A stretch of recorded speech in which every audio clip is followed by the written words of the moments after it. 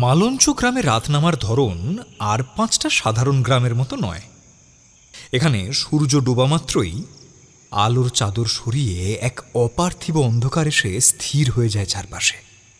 সন্ধ্যার পর থেকেই বাতাস ভারী হয়ে ওঠে অজানা কোনো এক কালো শক্তির নির্মম ভারী দীর্ঘশ্বাসে। ধীরে ধীরে তা ছড়িয়ে পড়ে গ্রামের আনাচে কানাচে। স্টেশন থেকে নামতেই গ্রামের নিস্তব্ধতা আর দীর্ঘশ্বাসকে যেন এক লহময় অনুভব করতে পারল রক্তিম। সঙ্গে রয়েছে তার একমাত্র ভালো বন্ধু নিলয়। আর মাত্র 2 দিন পর রক্তিমের বোন সুমেধার বিয়ে। মেয়েটা এত করে চিঠিতে লিখেছিল নিলয়কে নিয়ে আসার জন্য যে আর বারণ করতে পারেনি সে। ওরা দুজনেই সদরের একটা বেসরকারি সংস্থায় কর্মরত, এমনকি দুজনে একই বাড়িতেও ভাড়া থাকে। ওদের এতটা ঘনিষ্ঠতা দেখে রক্তিমের বোন সুমেধা নিজে চিঠি লিখে নিলয়কে আমন্ত্রণ জানিয়েছিল তার বিয়ের উপলক্ষে। বুঝলি, বোনটা চলে গেলে আমার ঘরটা বেজায় ফাঁকা হয়ে যাবে। টর্চের আলোটা সামনে ফেলে আপন মনে চলতে চলতে কথাটা বলল রক্তিম। ওর কথায় নিলয় ওকে সান্ত্বনা দিয়ে বলে, এই তুই এত চিন্তা করছিস কেন বলতো? আমরা তো ঠিক করেছি সদরের বাইরের ওই জমিটা কিনে মনের মতো করে একটা দোতলা বানাবো। ওপরের তলাটা আমি নেব আর নিচটা তুই। কথাটা শেষ করতেই আচম্বিত নিলয়ের টর্চের আলোটা দপদপ করে উঠল। তা দেখে রক্তিম মৃদু হেসে বলল, ওই দেখ, তোর টর্চের আলো তোর কথার মতোই মেয়ানো। কবে রাম রাজা হবে? রক্তিমের কথায় নিলয় বুক ফুলিয়ে বলে, এত পরিশ্রম করে টাকাগুলো জমাচ্ছি কেন? একটা নিজের বাড়ি হবে, তাকে মনের মতো করে সাজাবো, এই কারণেই তো।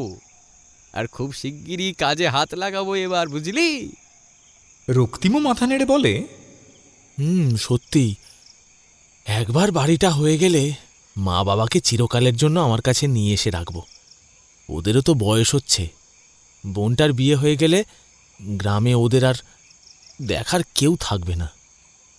রক্তিমের কাঁধে হাত রেখে নিলয় সহমত প্রকাশ করে বলে, একদম ঠিক ভেবেছিস, চিন্তা করিস না, আমাদের নতুন বাড়িটা সত্যিই দারুণ হবে।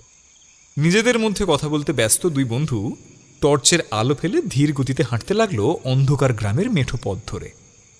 অমাবস্যার গুমট অন্ধকার আর নিস্তব্ধতার বেড়াজাল চারপাশের চেনা বাতাসকেও কেমন যেন ভারী আর অচেনা করে তুলেছিল তাদের কাছে। শুধু তাই নয়, দুপাশের ঝোপঝাড় থেকে ভেসে আসা ঝিঁঝি পোকার অবিরাম একঘেয়ে ডাক কোনো এক আদিম মন্ত্রের মতো আচ্ছন্ন করে তুলেছিল রাতের প্রকৃতিকে। আর সেই ডাকের সঙ্গে তাল মিলিয়ে দূরের বাঁশবাগান থেকে বারংবার ভেসে আসছিল একদল হিংস্র শেয়ালের উন্মাদনাময় চিৎকার। সেই ডাক শুনে যে কারোর মনে হতে পারে তা কেবল খিদের নয়, এক চরম আতঙ্কের ডাক। নিশুত রাতের এই প্রত্যেকটি আতঙ্কময় শব্দ, প্রকৃতির প্রতিটি সতর্ক স্পন্দন যেন কোনো এক আসন্ন অমোঘ অমঙ্গলের বার্তা দিতে চাইছিল সকলকে। নিলয় আর রক্তিম নিজেদের মধ্যে কথা বলতে বলতে প্রায় গ্রামের মুখটায় পৌঁছেছে, হঠাৎ একটা বিকট পৈশাচিক জান্তব চিৎকার ভেসে এলো ওদের কানে। চমকে উঠে দুজনেই পাশের জলাজঙ্গলে ভরা কবরস্থানটার দিকে দৃষ্টি ঘোরালো। কিছুটা আতঙ্কিত হয়ে রক্তিম ঢোক গিলল, হায় রে, কবরস্থানের সামনে এসে কেন দাঁড়ালাম? নিলয়, নিলয়, পা চালা শীঘ্রই। রক্তিমের এমন অস্বাভাবিক আচরণের কোনো কারণ খুঁজে পেল না নিলয়। সে আশ্চর্য হয়ে বলে, সে তো যাবই, কিন্তু একটা আর্তনাদ কানে এলো আমার। মনে হচ্ছে কেউ যেন বিপদে আছে। তুই তুই ভুল শুনেছিস। কাঁপা দ্বিধান্বিত গলায় কথাটা বলে রক্তিম নিলয়ের হাত ধরে গ্রামের পথে টানতে লাগলো। নিলয় একরকম জোর করে রক্তিমের হাত ছাড়িয়ে বলল, ওহ, দাঁড়া দাঁড়া, আমি সত্যিই শুনলাম। মনে হলো কেউ যেন চরম নির্মমতার শিকার হয়ে শেষবারের মতো ভয়ঙ্কর আর্তনাদ করলো। নিঃসংকোচে চিৎকারটা রক্তিমের কানেও এসেছে, কিন্তু সে জানে এই জলা জঙ্গলে ভরা কবরস্থানের আসল রহস্য। তাই সেদিকে কান না দিয়ে সেখান থেকে কোনো রকমে পালানোর চেষ্টা করতে চাইছিল রক্তিম। অথচ নিলয় যে মানতে রাজিই নয়। নিলয়ের হাত পুনরায় চেপে ধরে রক্তিম চাপা গলায় বলে, নিলয়, এখানে বহুদিন হলো কেউ যাতায়াত করে না। শোনা যায় অশুভ শক্তির বাস এখানে। এর আগে যে বা যারা গেছে তাদের কেউই সুস্থ অবস্থায় ফেরেনি। কিছুটা বিরক্ত হয়ে সেই জলা জঙ্গলের গভীরে টর্চের আলো ফেলে সেখানকার পরিস্থিতি দেখার চেষ্টা করল নিলয়। আপন মনেই বিড়বিড় করতে লাগলো সে। যত সব বুজরুকি কথাবার্তা, হতেও তো পারে কেউ বিপদে পড়েছে। আমি স্পষ্ট চিৎকার শুনলাম, তুই শুনিসনি? এই সত্যি করে বল কিন্তু। রক্তিম শক্ত করে নিলয়ের হাতটা চেপে ধরে স্পষ্টভাবে বারণ করে বলল, তুই এখান থেকে চল। একবার একটা বাচ্চা ছেলে ওই জলা জঙ্গলে ভরা কবরস্থানে গিয়েছিল। গ্রামবাসীরা তন্ন তন্ন করে খুঁজে কোথাও পায় না। তারপর ওই কবরস্থান থেকে অজ্ঞানরত অবস্থায় ওকে উদ্ধার করা হয়। কিন্তু বাড়ি ফেরার পর থেকেই ছেলেটার ধুম জ্বর। এরপর 3 দিনের মাথায় সেই জ্বরেই মৃত্যু হয় ছেলেটার। কোনো কবিরাজি, কোনো বৈদ্য ঠিক করতে পারেনি ওকে। এই বলে কয়েক মুহূর্ত চুপ থাকে রক্তিম। তারপর একটা দীর্ঘশ্বাস ফেলে বলে, গ্রামের লোক এই নির্জন পরিত্যক্ত কবরস্থান যথারীতি এড়িয়ে চলে, বিশেষ করে রাতে। ওখানে যাওয়া আমাদের একদম ঠিক হবে না। চল চল, এখান থেকে বেরোই। নিলয় কিছুটা উদ্বিগ্ন হয়ে জলা জঙ্গলের অন্ধকারকে দেখতে লাগলো, যেন কোনো এক অদৃশ্য শক্তি ওকে টানছিল। রক্তিম তড়িঘড়ি নিলয়কে নিয়ে ওখান থেকে বেরোতে চাইলে নিলয় নিজের হাত ছাড়িয়ে বলল, তুই গেলে যা, আমি যাব না। আমি দেখবো ভেতরে কে আছে, কার চিৎকার শুনলাম আমি। ভীত সন্ত্রস্ত রক্তিম বন্ধুকে আশ্বস্ত করে বলে, আচ্ছা আচ্ছা আচ্ছা, কাল কাল আসবি, এখন চল। এর আগে গ্রামের এক ব্যক্তি গিয়েছিল, তাও রাতের আঁধারে। বেচারা বদ্ধ উন্মাদ অবস্থায় বেরিয়ে এসেছিল। কে জানে কি দেখেছিল। তারপর থেকে ওভাবেই ঘরে থাকে। এখন তো শুনেছি বেঁধে রাখতে হয়, এতটাই হিংস্র হয়ে উঠেছে। অনেকে তো উন্মাদ অবস্থায় নিজেকে শেষও করে ফেলেছিল। চিঠিতে বোন গ্রামের সব ঘটনাই লিখত, বিশেষ করে এই কবরস্থানের। কৌতূহলবশত এখানে যে প্রবেশ করে সেই নাকি শেষ হয়ে যায়। চল না বাড়ি ফিরি। নিলয়ের কানে যেন রক্তিমের কোনো কথাই ঢুকছিল না। সে চুপচাপ টর্চের আলো ফেলে আরেকটু জলা জঙ্গলের মুখের দিকে এগিয়ে গেল। তারপর ধীর পায়ে প্রবেশ করলো ভিতরে। ভেতরটা যেন আরো বেশি দানবীয় আর হিংস্র। রক্তিমের গায়ে কাঁটা দিয়ে উঠল। মনে হলো সেই অদৃশ্য দানবীয় সত্তা যেন ওদের জন্যই অপেক্ষা করছিল। অপরদিকে কাঁচা রাস্তার দুপাশে সারি সারি পুরনো কবরের জায়গাগুলো দেখে নিলয়েরও শির দাঁড়াবে হিমস্রোত নেমে গেল। কিন্তু তা সত্ত্বেও কোনো এক অদম্য টান তাকে আহ্বান করছিল ভেতরে আসার জন্য।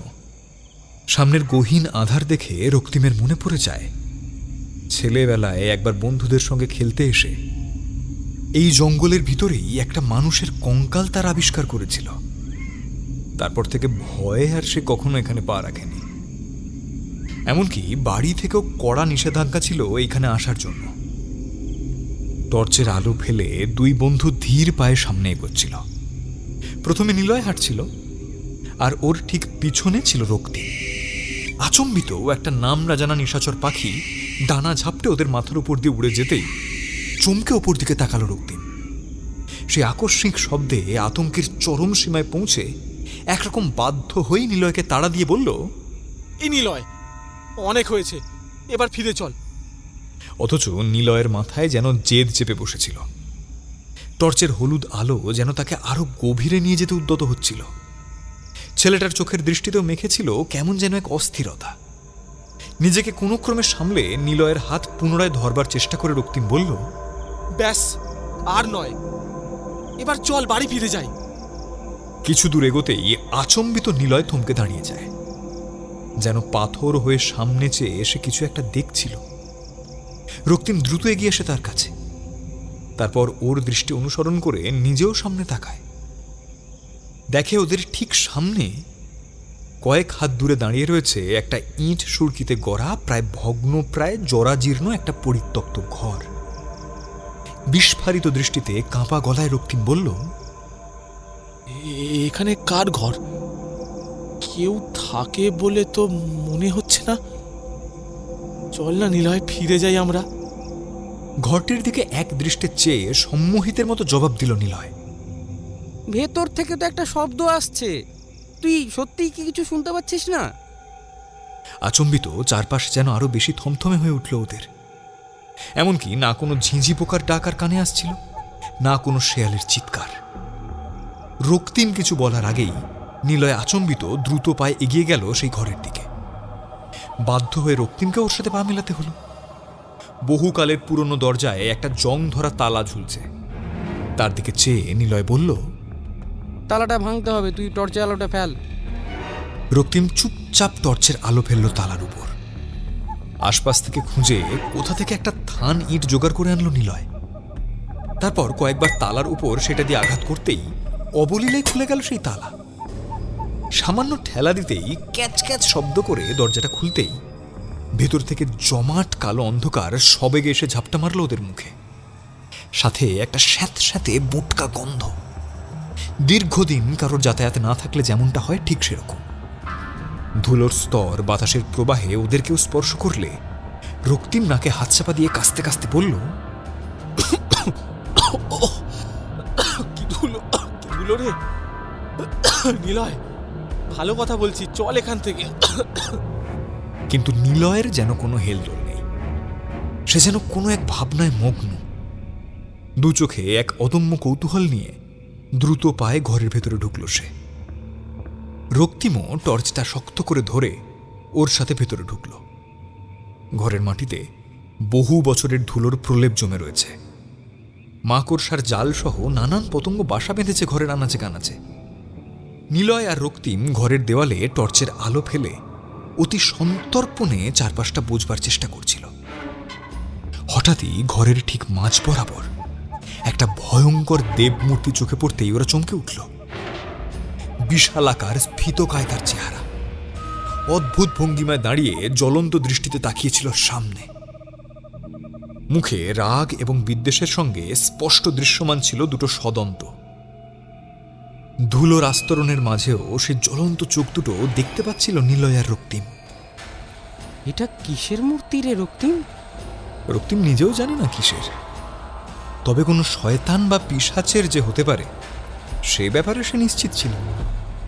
শুকনো ঢোক গিলে সে জবাব দিল, মনে হচ্ছে কোনো অশুভ মূর্তি এটা। চেহারা গড়ন আর মুখের অভিব্যক্তিতে একটা হিংস্রতা রয়েছে না? মূর্তিটার উপর টর্চের আলো ফেলে আপন মনেই বিড়বিড় করে উঠল রক্তিম। তবে নিলয়ের দৃষ্টি তখন টর্চের আলোর সঙ্গে সঙ্গে ঘুরছিল ঘরের কোনায় কোনায়। আচমকা বাম পায়ে হোঁচট খেয়ে মুখ থেকে ব্যথাতুর শব্দ করে ফেলল সে। নিলয়ের চিৎকারে টর্চ হাতে পিছন ফিরল রক্তিম। কি রে, কি হলো? নিলয় দ্রুত মাটিতে বসে বাম পায়ের জুতোটা খুলে পাটা দুহাতের তালুতে এনে কাতর কণ্ঠে বলল, রক্তিম, আমার পায়ের ওপর টর্চে আলোটা মারতো, কি একটা ঢুকেছে মনে হচ্ছে।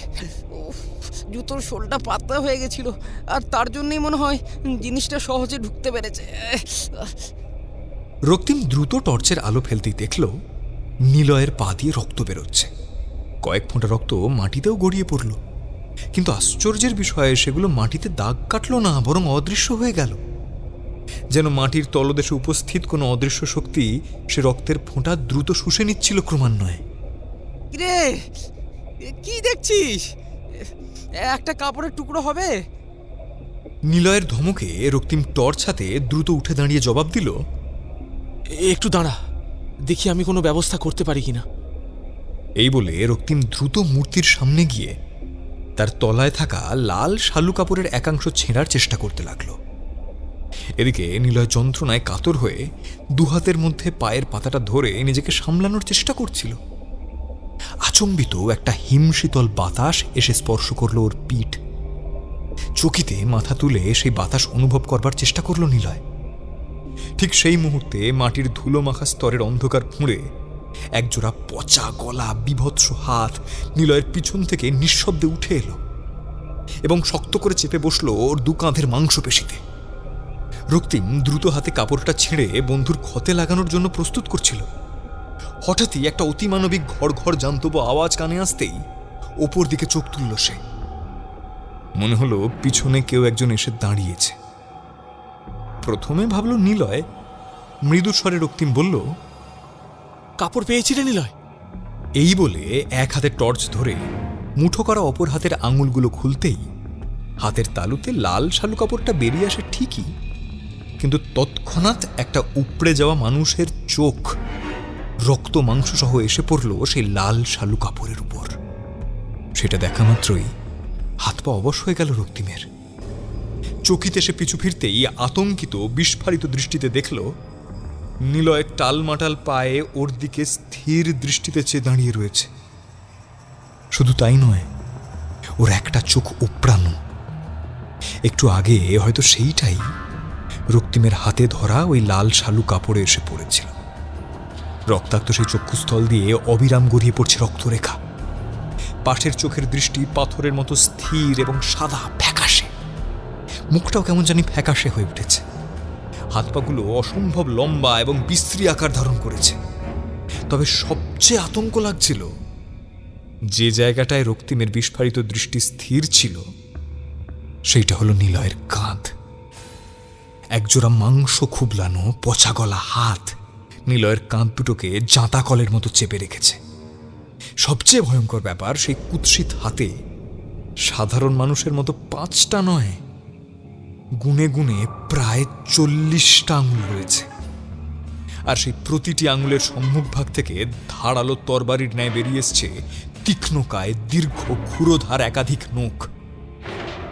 কয়েক মুহূর্তের জন্য বাকরহিত রক্তিম কাঁপা গলায় জিজ্ঞাসা করল, এই এই নিলয়, এই এসব এসব কি হলো তোর সাথে? এই এই নিলয়, কখনই বা হলো? এই নিলয়। নিলয়ের মুখ আচম্বিত আরো অন্ধকারে ডুবে গেল। রক্তিম সাথে সাথে টর্চের আলো ফেলল ওর দিকে। এইবার যা দেখল তাতে রক্তিমের বুকের স্পন্দন যেন স্তব্ধ হয়ে গেল এক মুহূর্তের জন্য। সে দেখল নিলয়ের চেনা মুখটা মুহূর্তের মধ্যেই সম্পূর্ণ বদলে গিয়েছে। ফ্যাকাশে সাদা হয়ে যাওয়া চামড়ার নিচ থেকে ফুটে উঠেছে সাপের মতো অসংখ্য কালো শিরা উপশিরা। ঠোঁট দুটো ফেটে শুকিয়ে একটা বিশ্রী আকার ধারণ করেছে। শুধু তাই নয়, নিলয়ের চোখে কোনো মনি দেখতে পেল না রক্তিম, বরং পুরো চোখটাই কয়লার টুকরোর মতো ঘন কালো হয়ে উঠেছে। আর সেই সম্পূর্ণ কালচে চোখ দিয়েই নিলয় পাথরের মতো স্থির দৃষ্টিতে চেয়েছিল রক্তিমের দিকে। ভয়ে অবিশ্বাসে থরথর করে কাঁপতে থাকা রক্তিম টর্চটা শক্ত করে ধরে কোনো রকমের ঢোক গিলে কথা বলার চেষ্টা করল। নিলয়, নিলয়, কি হলো তোর? কি হলো? আকস্মিক নিলয়ের ফ্যাকাশে কালো শিরা ফুলে ওঠা হাত দুটো মোড়ন কামড়ের মতো চেপে বসল রক্তিমের গলায়। আকস্মিক ধস্তাধস্তিতে ওর হাতে ধরা টর্চটা মাটিতে পড়ে ভাঙতে গোটা ঘরটা নিমেষেই ডুবে গেল ঘুটঘুটে অন্ধকারের গহীনে। তার মাঝেই নিলয় আসুরিক শক্তিতে রক্তিমের গলা চেপে ধরে ওকে তুলে ধরল শূন্যে। বাতাসে পা ছুঁড়ে যন্ত্রণায় ছটফট করতে লাগলো রক্তিম। সে কোনোভাবেই বুঝতে পারছিল না যে তার প্রিয় বন্ধুটির ঠিক কি হয়েছে, কেন এমন করছে সে। দম আটকে যখন চোখ দুটো ঠিকরে বেরিয়ে আসার উপক্রম, তখন বাধ্য হয়ে রক্তিম নিজের সর্বশক্তি প্রয়োগ করে নিলয়ের সেই বিভীষিকাময় হাত থেকে নিজেকে কোনো মতে ছাড়িয়ে নিল এবং সশব্দে মাটিতে আছড়ে ছিটকে পড়ল কয়েক হাত দূরে। অস্ফুটে মুখ থেকে বেরিয়ে এলো একটা শব্দ। গলায় আলগা হাত রেখে কাস্তে কাস্তে উঠে বসার চেষ্টা করল রক্তিম। সে স্পষ্ট বুঝতে পারছিল ওই স্থানে বেশিক্ষণ থাকার অর্থই হলো মৃত্যু।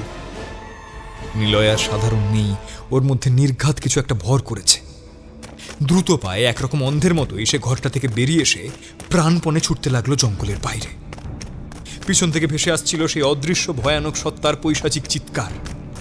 দিগ্ভ্রান্ত হয়ে ছুটতে ছুটতে আচমকাই পথমধ্যে থাকা একটা ডালে হোঁচট খেয়ে ভারসাম্য হারিয়ে মাটিতে পড়ে গেল রক্তিম। হয়তো বিধাতাও আজ তার সাথে নেই। এমন সময় একটা শীতল হাওয়ার স্রোত এসে ঝাপটা দিল তার শরীরকে। হাতের ধুলো ঝেড়ে সোজা হয়ে বসতে যাবে, এমন সময় মুখ তুলতেই একটা হাড় হিম করা দৃশ্য দেখতে পেল রক্তিম। দেখল ওর ঠিক মুখোমুখি কয়েক হাত দূরত্বে বসে রয়েছে নিলয়ের বিভৎস চেহারার একটা অবয়ব। তার সারা শরীর ফ্যাকাশে এবং অর্ধপচিত, গলিত। চামড়ার তলা থেকে ধীরে ধীরে স্পষ্ট হয়ে উঠছে সেই চিরপরিচিত কালচে শিরার রেখাগুলো। মনেহীন চোখ দুটো কুচকুচে কালো, আর ফেটে যাওয়া পুরো ঠোঁট দুটোর চারিদিকে লেপে রয়েছে তাজা চাপ চাপ রক্ত। অতঃপর রক্তিমের কাছে দিনের আলোর মতো স্পষ্ট হয়ে উঠল যে এই মুহূর্তে নিলয় আর নিলয়ের মধ্যে নেই।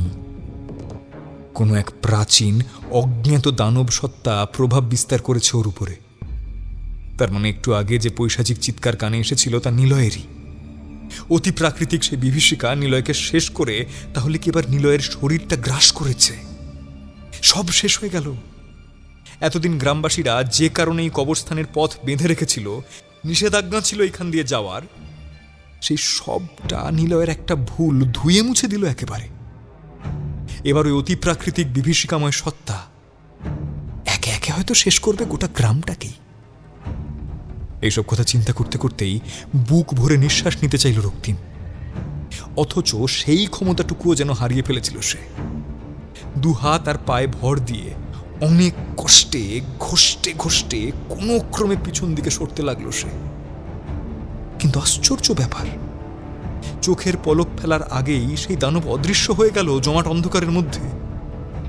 রক্তিম স্বস্তির শ্বাস ফেলে ভাবল হয়তো এইবার সে প্রাণে বেঁচে গেল। কিন্তু ভুল ছিল সে, কারণ তার পর মুহূর্তেই তার পিঠের উপর একটা শীতল এবং আঠালো স্পর্শ সে অনুভব করতে পারল। এমনকি কানের কাছে টের পেল একটা অস্পষ্ট গোঙানির মতো বিড়বিড় শব্দ। আতঙ্কে হিম হয়ে রক্তিম পিছু ফিরতেই অন্ধকার ফুঁড়ে বেরিয়ে এলো একজোড়া সেই পচা গলা হাত। অতর্কিতে তার চুলের মুঠি চেপে সেই অদৃশ্য শক্তি হির হির করে টেনে নিয়ে গেল পরিত্যক্ত সেই ঘরটার ভিতর। রক্তিমের তীব্র ভয়, অসহ্য যন্ত্রণা আর নারকীয় চিৎকারে মালঞ্চ গ্রামের আকাশ বাতাস কেঁপে উঠলেও সেই মরণার্তনাদ জলা জঙ্গলে ঘেরা কবরস্থানের জমাট বাঁধা অন্ধকারের দেওয়াল ভেদ করে কোনোভাবেই মূল গ্রামের অন্দরে গিয়ে পৌঁছতে পারল না। জঙ্গলের রাক্ষসে অন্ধকার সেই চিৎকারকে মাঝপথেই গ্রাস করল নির্নিমেষে। অন্যদিকে গ্রামের শেষ প্রান্তে রক্তিমের নিজের বাড়িটা ইতিমধ্যেই আলোকসজ্জায় সেজে উঠেছে। চারিদিকে উৎসবের আমেজ। এখনো সানাইয়ের সুর বাজা শুরু না হলেও মানুষের কোলাহল রয়েছে। রক্তিমের ছোট বোনটি নতুন শাড়ি পরে কৌতূহলরত মুখে জানলার সামনে এসে দাঁড়ালো। আসলে সে অপেক্ষা করছিল, অধীর আগ্রহে অপেক্ষা করছিল তার প্রিয় দাদার আসার পথ চেয়ে। ভাবছিল দাদা তার জন্য সদর থেকে কত উপহার আনবে, বিয়ের জন্য শাড়ি, চুড়ি, বালা, কত কি যে আনবে। কিন্তু অপেক্ষার অবসান না হওয়ায় মেয়েটির মন উদ্বিগ্ন হয়ে উঠছিল বারংবার। মনে মনে ভাবছিল তার দাদা এত দেরি করছে কেন, সব ঠিক আছে তো। এমন সময় বাইরে থেকে কেউ ডাক দেওয়ায় মেয়েটি যাওয়ার জন্য পিছন ফিরল। হঠাৎই জানলার বাইরে থেকে একটা চিৎকার কানে এলো তার। যেন দূর থেকে সেই আওয়াজ প্রতিধ্বনিত হয়ে এলো মেয়েটির কাছে। কিন্তু কিছু বোঝার আগেই বাড়ির লোক তাকে ডেকে নিয়ে গেল। আর কেউই শুনতে পেল না রক্তিমের সেই বুক ফাটা শেষ আর্ত চিৎকার। কেউ জানতেও পারল না গ্রামের প্রবেশ পথের ওই অন্ধকার কবরস্থানের জলা জঙ্গলে ঠিক কি পৈশাচিক আর বিভৎস ঘটনা ঘটে গেল রক্তিম আর নিলয়ের সঙ্গে। কেউ না।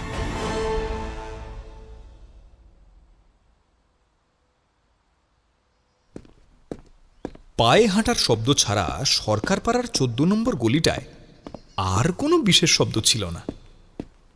এমনিতে রবিবারের অলস বিকেল ঠিকই, তবে এই চত্বরে রোদের তেজ যেন একটু বেশি ম্লান। যাই হোক, অবশেষে 150 বছরের পুরনো বিশাল একতলার দালান বাড়িটার সামনে এসে সায়ন উপস্থিত হল। এক দৃষ্টে বাড়িটার দিকে চেয়েছিল সে। চুনসুরকি খসে পড়া নোনা দেওয়াল আর শ্যাওলা ধরা খিলানগুলো যেন বিগত 1.5টা শতাব্দীকে বুকে নিয়ে বোবা হয়ে দাঁড়িয়ে রয়েছে এলাকার বুকে। মূর্ছে ধরা লোহার মূল ফটকের গায়ে ঝাপসা অক্ষরে লেখা নিভৃত নিলয়। বাড়ির কাছাকাছি আসতেই সায়নের গাটা হঠাৎ একটু ছমছম করে উঠল।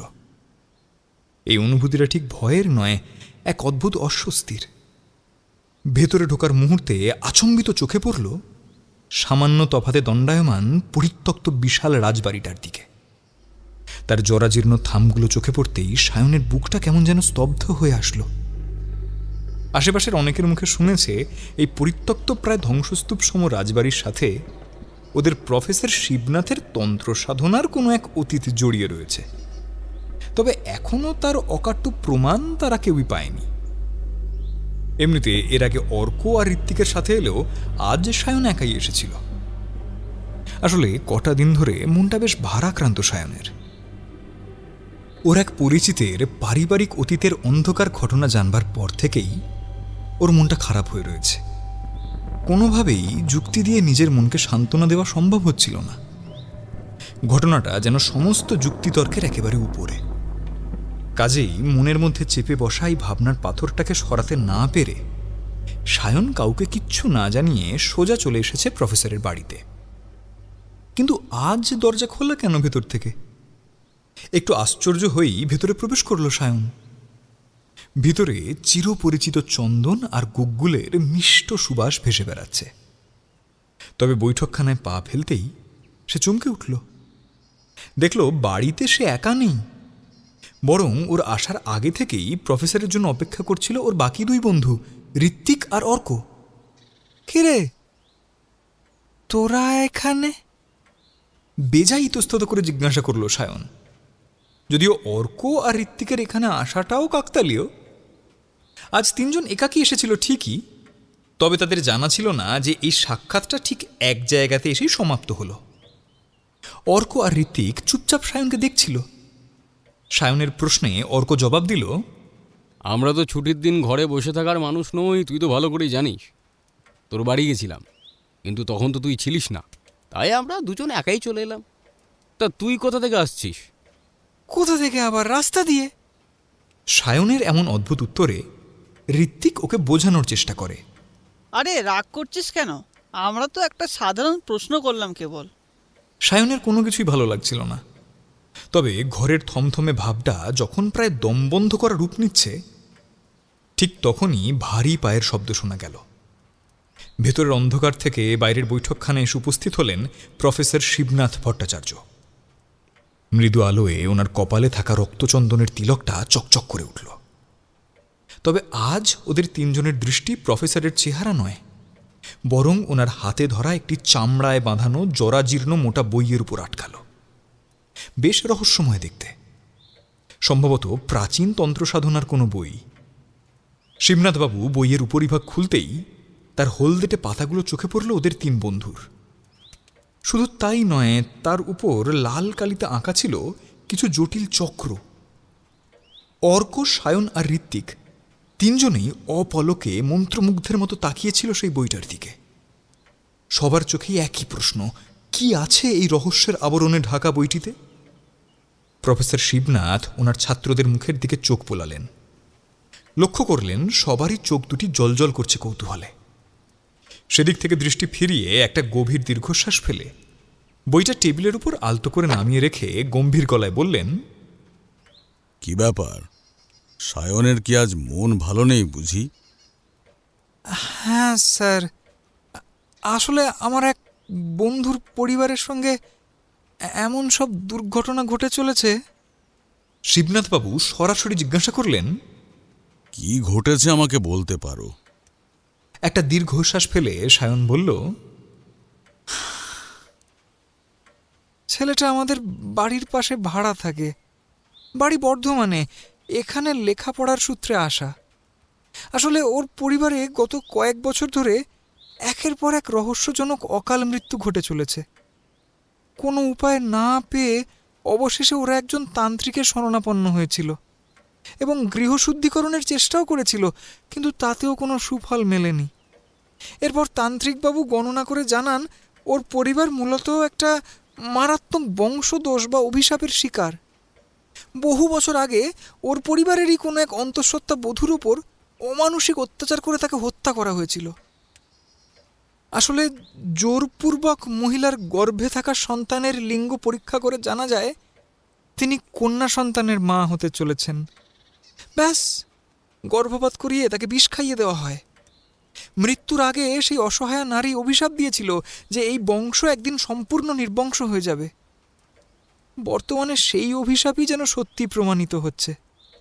একের পর এক মৃত্যুর কারণে আমার বন্ধু আর তার এক খুড়তুতো বোন অবশিষ্ট রয়েছে। বোনটির বিয়ে হয়ে যাওয়ায় হয়তো সে অন্য পরিবারের অংশ হিসেবে রক্ষা পেতে পারে। গত 2 দিন ধরে সে অনবরত কাশছে আর তার মুখ দিয়ে রক্ত বেরোচ্ছে। এই পরিস্থিতিতে তার জীবন নিয়ে আমরা ভীষণ শঙ্কিত। স্যার, ওর জন্য কিছু করা যায় না? সবটা গভীর মনোযোগ দিয়ে শুনবার পর শিবনাথবাবু বললেন, একটু বসো। আরে আমাদের তো একবারও এ ব্যাপারে বলিসনি। ওই জন্যেই কলেজে তুই একটু খামখেয়ালি থাকতিস না, ক্লাসে অমনোযোগী থাকতিস। ঠিক সেই মুহূর্তেই প্রফেসর শিবনাথ ফিরে এসে একটা জিনিস সায়নের হাতে দিয়ে বললেন, এই নাও, এটা তোমার বন্ধুকে গলায় সব সময়ের জন্য পরে থাকতে বলবে। এক মুহূর্তের জন্যও কিন্তু খোলা যাবে না। মরা বাড়ি, শ্রাদ্ধ বাড়ি, অন্নপ্রাশন, বিয়ে সব জায়গাতেই কিন্তু পরে যেতে হবে, ঘরেও পরে থাকতে হবে। মোট কথা, এটা খুললে সেই অভিশাপ কিন্তু ধীরে ধীরে শেষ করে দিতে পারে তোমার বন্ধুকে। আর ওই অভিশাপ সারা জীবন তোমার বন্ধুর সাথে থাকবে, কিন্তু এই তাবিজ ওর গলায় থাকলে ওর কোনো রকম বড় কোনো ক্ষতি হবে না। সায়ন দেখল সোনার উপরে বাঁধানো একটা ছোট্ট মাদুলির মতো বস্তু ওর হাতে দিয়েছেন শিবনাথবাবু। অর্ক জিজ্ঞাসা করল, স্যার, আপনাকে একটু ভাবুক দেখাচ্ছে। অতীতের কোনো ঘটনা মনে পড়ল নাকি? সামনের বেতের চেয়ারে বসে শিবনাথ এক দৃষ্টে জানলার বাইরে চেয়ে গম্ভীর গলায় বললেন, অভিশাপ, অভিশাপ বড়ই ভয়ানক। এই অভিশাপের অশুভের ছায়া যখন প্রকৃতির মাঝে ঘনিয়ে আসে, তখন পরিস্থিতিও আপনা আপনি ভারী হয়ে ওঠে। আজ তোদেরকে যে ঘটনার কথা বলবো, সেটা কোনো কাল্পনিক গল্প নয়, এক ভয়ঙ্কর উগ্র তন্ত্রের জীবন্ত ইতিহাস, এক উগ্র অভিশাপের ঘটনা। সায়ন, অর্ক আর ঋত্বিক একে অপরের মুখ চাওয়াচাই করতে লাগলো। শিবনাথবাবু একটা দীর্ঘশ্বাস ফেলে শুরু করলেন, ঘটনাটা বেশ কয়েক বছর আগের। জমি জমার কাজ মেটাতে আমাকে পৈতৃক ভিটে যেতে হয়েছিল। তা সেইখানে এক বৃদ্ধের সাথে আলাপ হয় আমার। তিনি নিজের পরিচয় দিয়ে বলেন, দক্ষিণ দিনাজপুর জেলার মালঞ্চ নামের এক গ্রামের বাসিন্দা তিনি। ওই গ্রামেরই পুরোহিত, মন্দিরের পুজো এবং দেখাশোনার কাজ করেন। তবে দীর্ঘ কয়েক মাস ধরে একটা অদ্ভুত সমস্যার মুখোমুখি হচ্ছিল ওই গ্রামটা। ঋত্বিক অবাক হয়ে জিজ্ঞাসা করল, কি স্যার, আপনি আমাদের খুলে বলুন না, ঠিক কেমন অভিজ্ঞতার সম্মুখীন হয়েছিলেন আপনি? তন্ত্র সাধনার বইটায় আলতো হাত বুলিয়ে একটা দীর্ঘশ্বাস ছাড়লেন শিবনাথ ভট্টাচার্য। তারপর বললেন,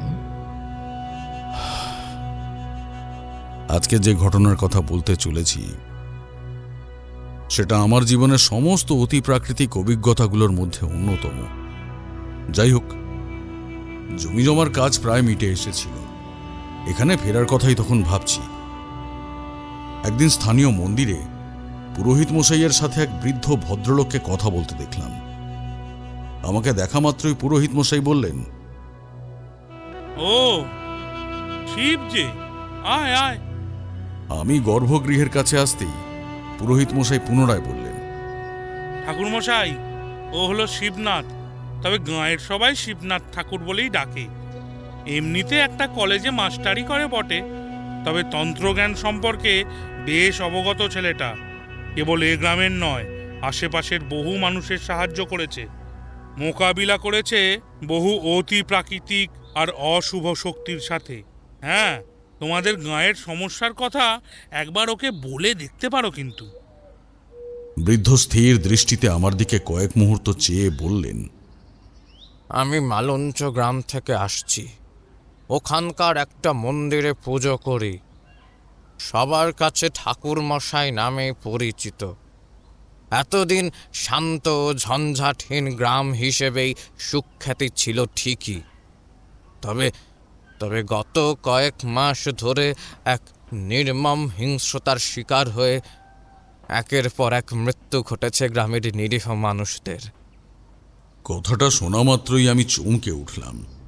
জিজ্ঞেস করলাম, কি হত্যা? ঠাকুরমশাই ভাঙা গলায় মৃদু মাথা নেড়ে বললেন, আগে জানি না কোনো পিশাচের কবলে পড়ে মালঞ্চ গ্রামের অভিশাপ নেমেছে, তবে তার জেরে একের পর এক মৃত্যু ঘটেছে সেখানকার বাসিন্দাদের। শুধু শুধু সেখানকার নয়, এমনকি বাইরে থেকে আসা পোস্টমাস্টার, ডাক্তারবাবু আর জমিদার বাড়ির একমাত্র ছেলেও সেই অভিশাপের শিকার হয়ে প্রাণ হারিয়েছিল। শুধু শুধু তাই নয়, সেই মৃত্যু নৃশংস ছিল, সেই সাথে রহস্যজনক। ঠাকুরমশাইয়ের কথা শেষ হতেই পুরোহিত মশাই বললেন, এই শিবু, তুই একবার ঠাকুরমশাইয়ের সাথে ওনার গ্রামে যা না। একবার নিজের চোখে দেখলে হয়তো বুঝতে পারবি কি ঘটেছে ওই গ্রামে। আমি সরাসরি পুরোহিত মশাইকে জিজ্ঞেস করলাম, আমাকে একটু প্রথম থেকে খুলে বলুন তো ঠিক কি ঘটেছিল? ঠাকুরমশাই একটা লম্বা শ্বাস টেনে বললেন, ঘটনার সূচনা ওই মাস 6 আগে থেকে, আর এতদিনে প্রায় 12 জনের হত্যা ইতিমধ্যেই ঘটেছে। প্রথম মারা যায় আমাদের গ্রামের পোস্টমাস্টার। বয়স ও হবে আনুমানিক 30-এর কাছে। গ্রাম থেকে একটু বাইরের দিকে আমাদের পোস্ট অফিসটা, তবে ছেলেটা গ্রামে আমাদের মোড়ল মশাইয়ের বাড়িতে ভাড়া থাকতো। সেদিন সম্ভবত ফিরতে রাত হয়, আর তার পরের দিন গ্রামের ডোবার ধারে মেলে ওর মৃতদেহটা। রক্তাক্ত, খুবলে খাওয়া ওর বিভৎস সেই শরীরটা দেখলে গা গুলিয়ে ওঠার মতো। এরপর থেকেই একের পর এক মৃত্যু ঘটতে লাগলো, কিন্তু এর পরের মৃত্যুটা ছিল আরো ভয়ানক। আমি অবাক হয়ে জিজ্ঞেস করলাম, কেন? ঠাকুরমশাইয়ের চোখে মুখে ছেয়ে গেল এক আতঙ্কের ছাপ। বলল, এর পরের ঘটনাটা আমি প্রত্যক্ষ না দেখতে পেলেও পরোক্ষভাবে অনুভব করতে পেরেছিলাম বেশ ভালোভাবেই। আমি কয়েক মুহূর্ত বাকরহিত হয়ে এক দৃষ্টে চেয়ে থাকলাম পুরোহিত মশাইয়ের দিকে। তারপর ধীর কণ্ঠে জিজ্ঞেস করলাম, কি অনুভব করেছিলেন আপনি? আমার প্রশ্নে পুরোহিত মশাই স্থির গম্ভীর দৃষ্টিতে কয়েক মুহূর্ত তাকালেন আমার দিকে। তারপর ধীর কণ্ঠে বললেন, সেদিন মন্দির বন্ধ করতে একটু বেশি রাত হয়ে যায়। আমি তালা দিয়ে যখন গ্রামের মেঠো পথ ধরলাম, তখন ঝিঁঝি পোকার আর শেয়ালের ডাক ছাড়া আর কিছুই ছিল না। আসলে প্রথম মৃত্যুর পরপরই গ্রামের সবাই সন্ধ্যার পর নিজেদের ঘরে ঢুকে পড়ত, বেশি রাত করতো না। যাই হোক, চুপচাপ গ্রামের মেঠো পথ ধরে হাঁটছিলাম। হাতে ধরা ছিল ওই টিমটিমে আলোর একটা লণ্ঠন। হঠাৎই একটা অদ্ভুত আওয়াজে পা থমকে গেল আমার। শব্দটা বোঝার চেষ্টা করলাম আমি প্রথমে। মনে হচ্ছিল দূর থেকে কোনো এক জান্তব ঘর ঘরে শব্দ প্রতিধ্বনিত হয়ে আমার কানে আসছিল। কয়েক মুহূর্ত দাঁড়িয়ে থেকে ভালোভাবে শব্দটা শোনার পর মনে হলো কেউ, বা বলা ভালো কোনো এক জান্তব দানব যেন দূর থেকে চিৎকার করছিল। কিছুক্ষণ চুপচাপ শোনার পর আমি বিষয়টাকে তেমন গুরুত্ব না দিয়ে পুনরায় হাঁটতে লাগলাম। এমন সময় মনে হলো একটা সাদা আলো ডোবার পাড় ধরে এক প্রান্ত থেকে অন্য প্রান্তের দিকে ছুটে যাচ্ছে। দ্রুত পায়ে আমি সেদিকে লক্ষ্য করে এগিয়ে গেলাম, কিন্তু কোথাও তেমন কিছু দেখতে পেলাম না। তবে জায়গাটা একটু গাছগাছালিতে ভরা ছিল। জায়গাটার কাছাকাছি আসতেই একটা বীভৎস পচা গন্ধ নাকে এলো। কেমন একটা রক্ত মাংস পচা দুর্গন্ধ, গা গুলিয়ে ওঠার মতো। কি মনে করে আরেকটু এগিয়ে জঙ্গলটার ভিতরে প্রবেশ করলাম। আমি ঠাকুরমশাইয়ের কথার মাঝেই আচম্বিতে প্রশ্ন করলাম, কবরস্থান? কবরস্থান। বহু বছর ধরে গ্রামের কেউ ওখানে যায় না। শোনা যায় জায়গাটা ভালো না। ওখানকার হাওয়া বাতাস লাগলে মানুষের ক্ষতি হয়, এমনকি প্রাণও যেতে পারে। তাছাড়া প্রাণ গেছেও। ওই পরিত্যক্ত কবরস্থান থেকে বেঁচে ফিরলে হয় মানুষ ধুকে ধুকে মরে, নয়তো বৃদ্ধ উন্মাদ হয়ে যায়। আমাদের গ্রামের ছেলে রক্তি মেরিত ওই অবস্থায় হয়েছিল। এরপর আপনার সাথে সেদিন রাতে কি ঘটেছিল? ঠাকুরমশাই গম্ভীর হয়ে বললেন, সেদিন ওই আলোর পিছু করতে গিয়ে কবরস্থানে ঢুকে পড়েছিলাম ঠিকই, তবে যা দেখলাম তাতে। কথার মাঝেই একটা দীর্ঘশ্বাস ফেলে বৃদ্ধ পুনরায় বললেন, দুর্গন্ধের উৎস খুঁজতে বেশ খানিকটা ভেতরে ঢুকে পড়েছিলাম। দেখলাম একটা পরিত্যক্ত ঘরের সামনে কিছু একটা পড়ে রয়েছে। দ্রুত তার কাছে আসতেই আমার সারা শরীরে খেলে যায় বিদ্যুৎ স্পন্দন। এমনকি সেই বীভৎস দৃশ্যটার কারণে বমনেদ্রক অবস্থা পর্যন্ত হয়। আমি লক্ষ্য করলাম পুরোহিত মশাইয়ের দু চোখ বিস্ফারিত অবস্থায় রয়েছে। তিনি এক মনে কাঁপা কাঁপা গলায় বললেন, দেখলাম একটা পচা গলা মরদেহ পড়েছিল আমার ঠিক পায়ের সামনে। আতঙ্কে হৃদস্পন্দন স্তব্ধ হওয়ার উপক্রম আমার। ঠিক সেই মুহূর্তেই আবারও সেই পচা দুর্গন্ধটা এসে ঝাপটা দিল আমার নাকে। পরিস্থিতি বেগতিক দেখে দ্রুত সেখান থেকে পালানোর চেষ্টা করলাম আমি। এমন সময় মনে হলো আমার পা দুটো যেন আকস্মিক অবশ হয়ে এসেছে। দুরু দুরু বুকে নিচে পা জোড়ার দিকে তাকাতেই আটকে উঠলাম আমি। দেখলাম সেই পচা গলা মরদেহটা অতর্কিতে জীবন্ত হয়ে উঠেছে। শুধু তাই নয়, তার এই অর্ধপচিত কালচে রক্তমাখা ভয়ঙ্কর হাত দুটো চেপে ধরে রেখেছে আমার এই পা দুটোকে। আমি স্তব্ধ হয়ে ঠাকুরমশাইয়ের কথা শুনছিলাম। বৃদ্ধের চোখে মুখের আতঙ্ক স্পষ্ট হয়ে উঠছিল। ধরা গলায় বলছিলেন, সেই বিভৎস হাতটার দু হাতে মোট 10টা নয়, গুনে গুনে প্রায় 40টা আঙুল ছিল। আর প্রতিটা আঙুল থেকে বেরিয়ে আসছিল কালচে তীক্ষ্ণ প্রায় নখগুলি। আমার রীতিমতো হৃদস্পন্দন স্তব্ধ হওয়ার উপক্রম। ভয়ে আতঙ্কে চিৎকার করতে চাইলাম, কিন্তু পারলাম না। সেই মরদেহ ধীরে ধীরে আমার নিকট আসতে লাগলো।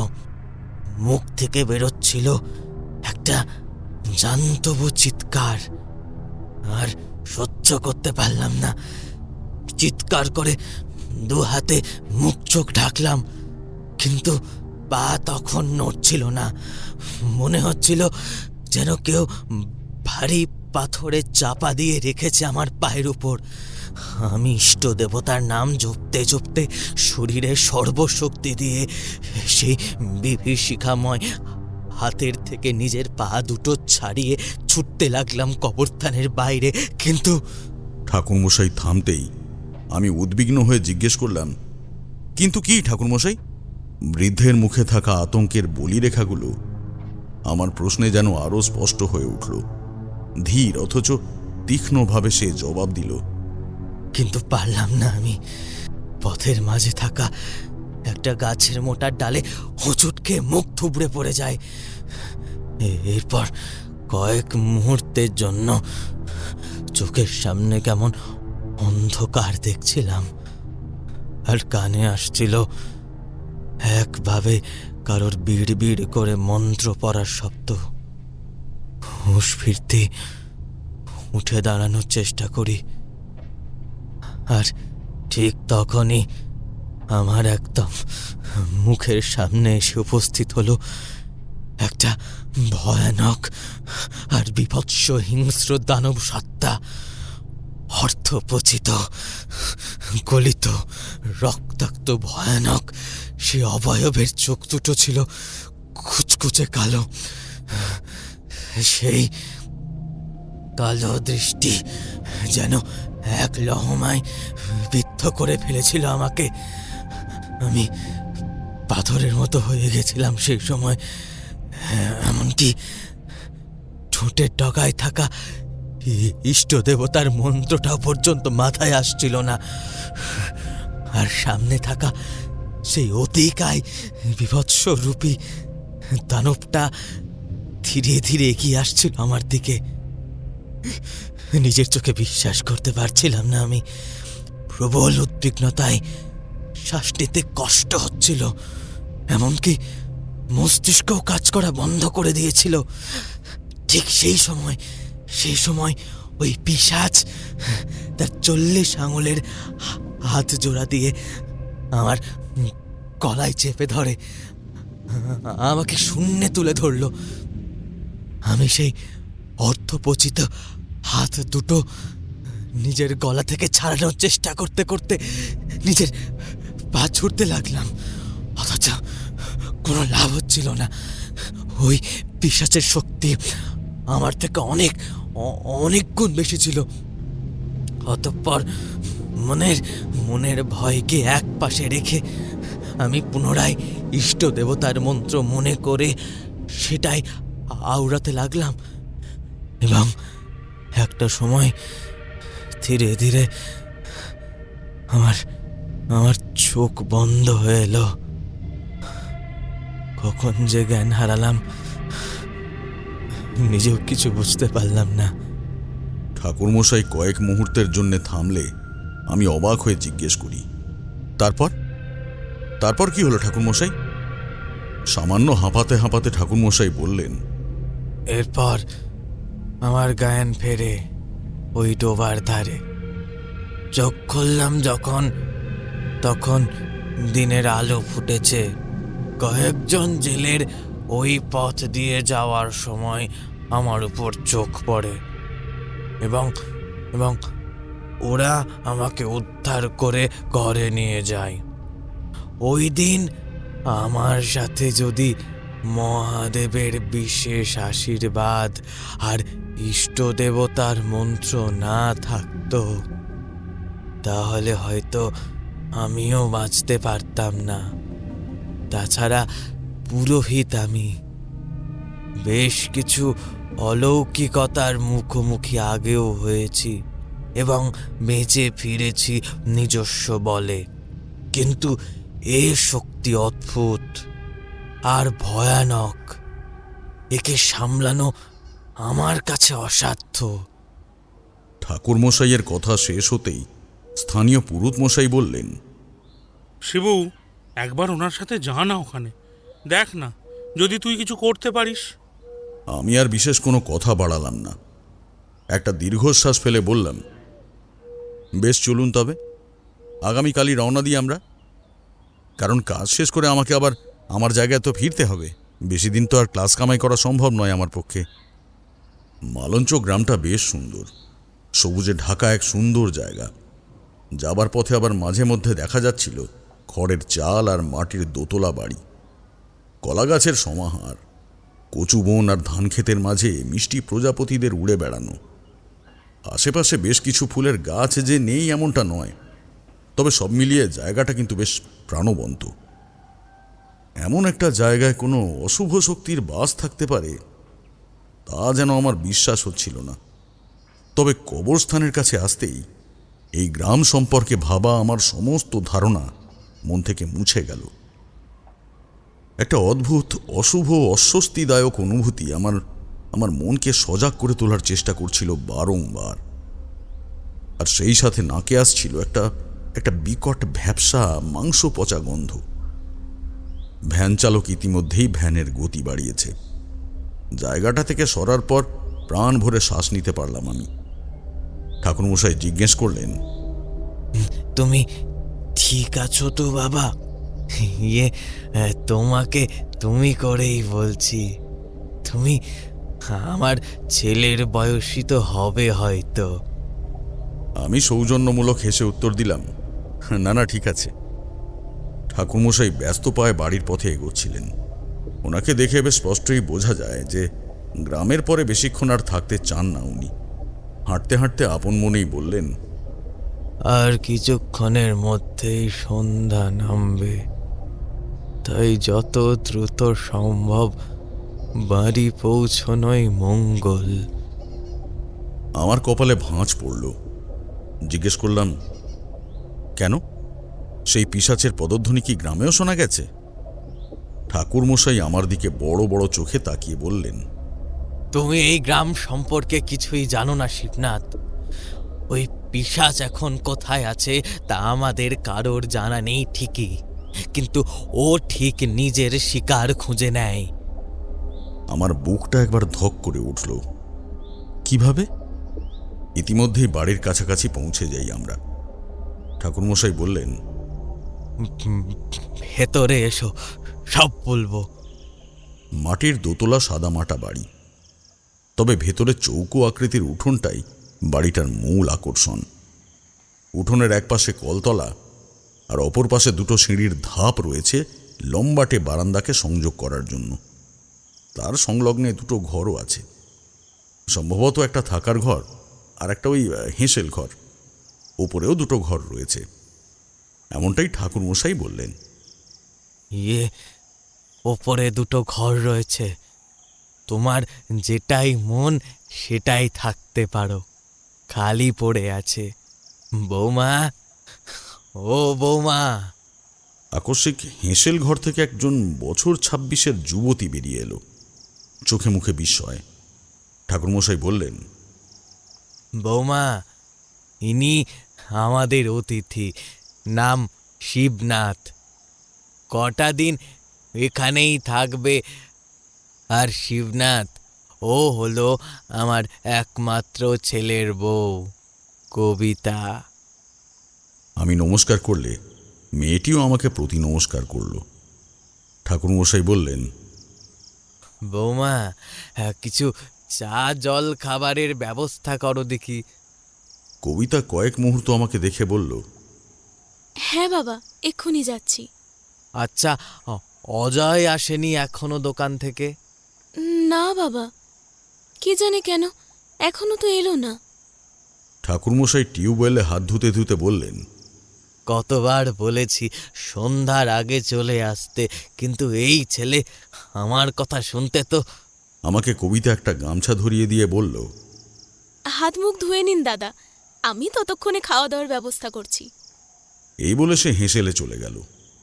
আমি ঠাকুরমশাইকে জিজ্ঞেস করলাম, কি কাজ করে আপনার ছেলে? ঠাকুরমশাই গামছায় হাত মুছতে মুছতে বললেন, বাজারে আমাদের একটা কাঁসা পেতলের বাসন কোসনের দোকান আছে। দোকানটা আপাতত আমার ছেলেই সামলায়, কিন্তু সন্ধ্যা পেরোতে চলল, এখনো এলো না কেন যে। আপনি দুশ্চিন্তা করছেন কেন? পিশাচের ভয়ে? কি করবে? আমি কালকে একটা পুজো করে দেব, ওই পিশাচ দে দে করে দৌড় মারবে।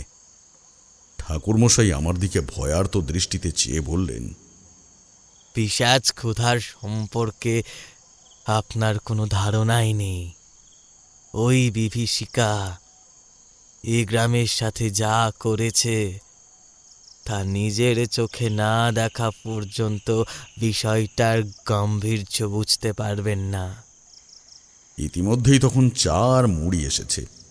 আমরা খেতে খেতেই গ্রামের বাকি হত্যাকাণ্ড নিয়ে আলোচনা করছিলাম। এমন সময় একটা ওই বছর 30-এর ছেলে ঘরে ঢুকল। ঠাকুরমশাই তাকে দেখা মাত্রই মৃদু ধমক দিলেন। এটা আসার সময়। অজয় তার বাবাকে আশ্বস্ত করে বলল, আমি তাড়াতাড়ি আসারই চেষ্টা করেছিলাম বাবা, আসলে দোকানে কিছু হিসেবের কাজ ছিল, তাই দেরি হয়ে গেছে। তবে অজয়ের চোখে মুখে একটা অদ্ভুত আতঙ্ক ধরা পড়ল। ঠাকুরমশাই জিজ্ঞেস করলেন, তবে কি? অজয় হাত মুখ ধুতেই কবিতা তাকেও চা মুড়ি দিয়ে যায়। চায়ে চুমুক দিয়ে সে বলল, আজ আবারও ঘটনা ঘটেছে। ডোবার ধারে আজও মরদেহ পাওয়া গেছে। বেশ জঘন্যভাবে পড়েছিল দেহটা, একদম ক্ষতবিক্ষত ছিন্ন ভিন্ন, একেবারে ভয়ঙ্কর একটা কাণ্ড। মরদেহ?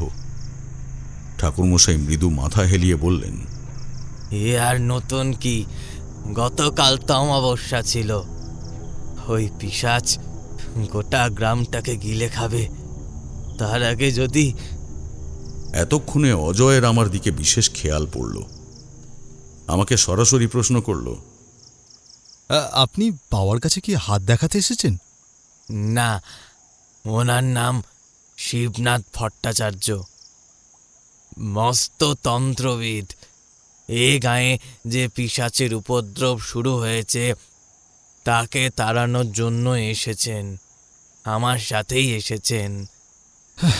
পারবে না দাদা, ও ভীষণ ভয়ঙ্কর। ওই পিশাচকে শেষ করা অসম্ভব। এক এক করে ও সবাইকে শেষ করছে।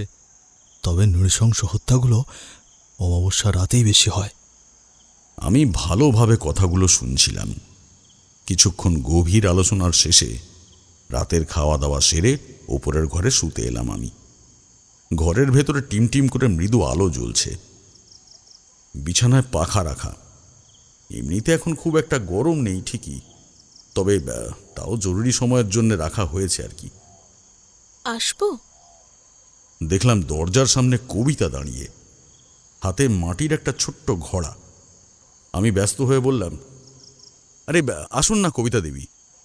মেয়েটি জলের ঘোড়াটা ঘরের এক কোণে রেখে বলল, এখানে জল আছে, রাতে তেষ্টা পেলে খেতে পারেন।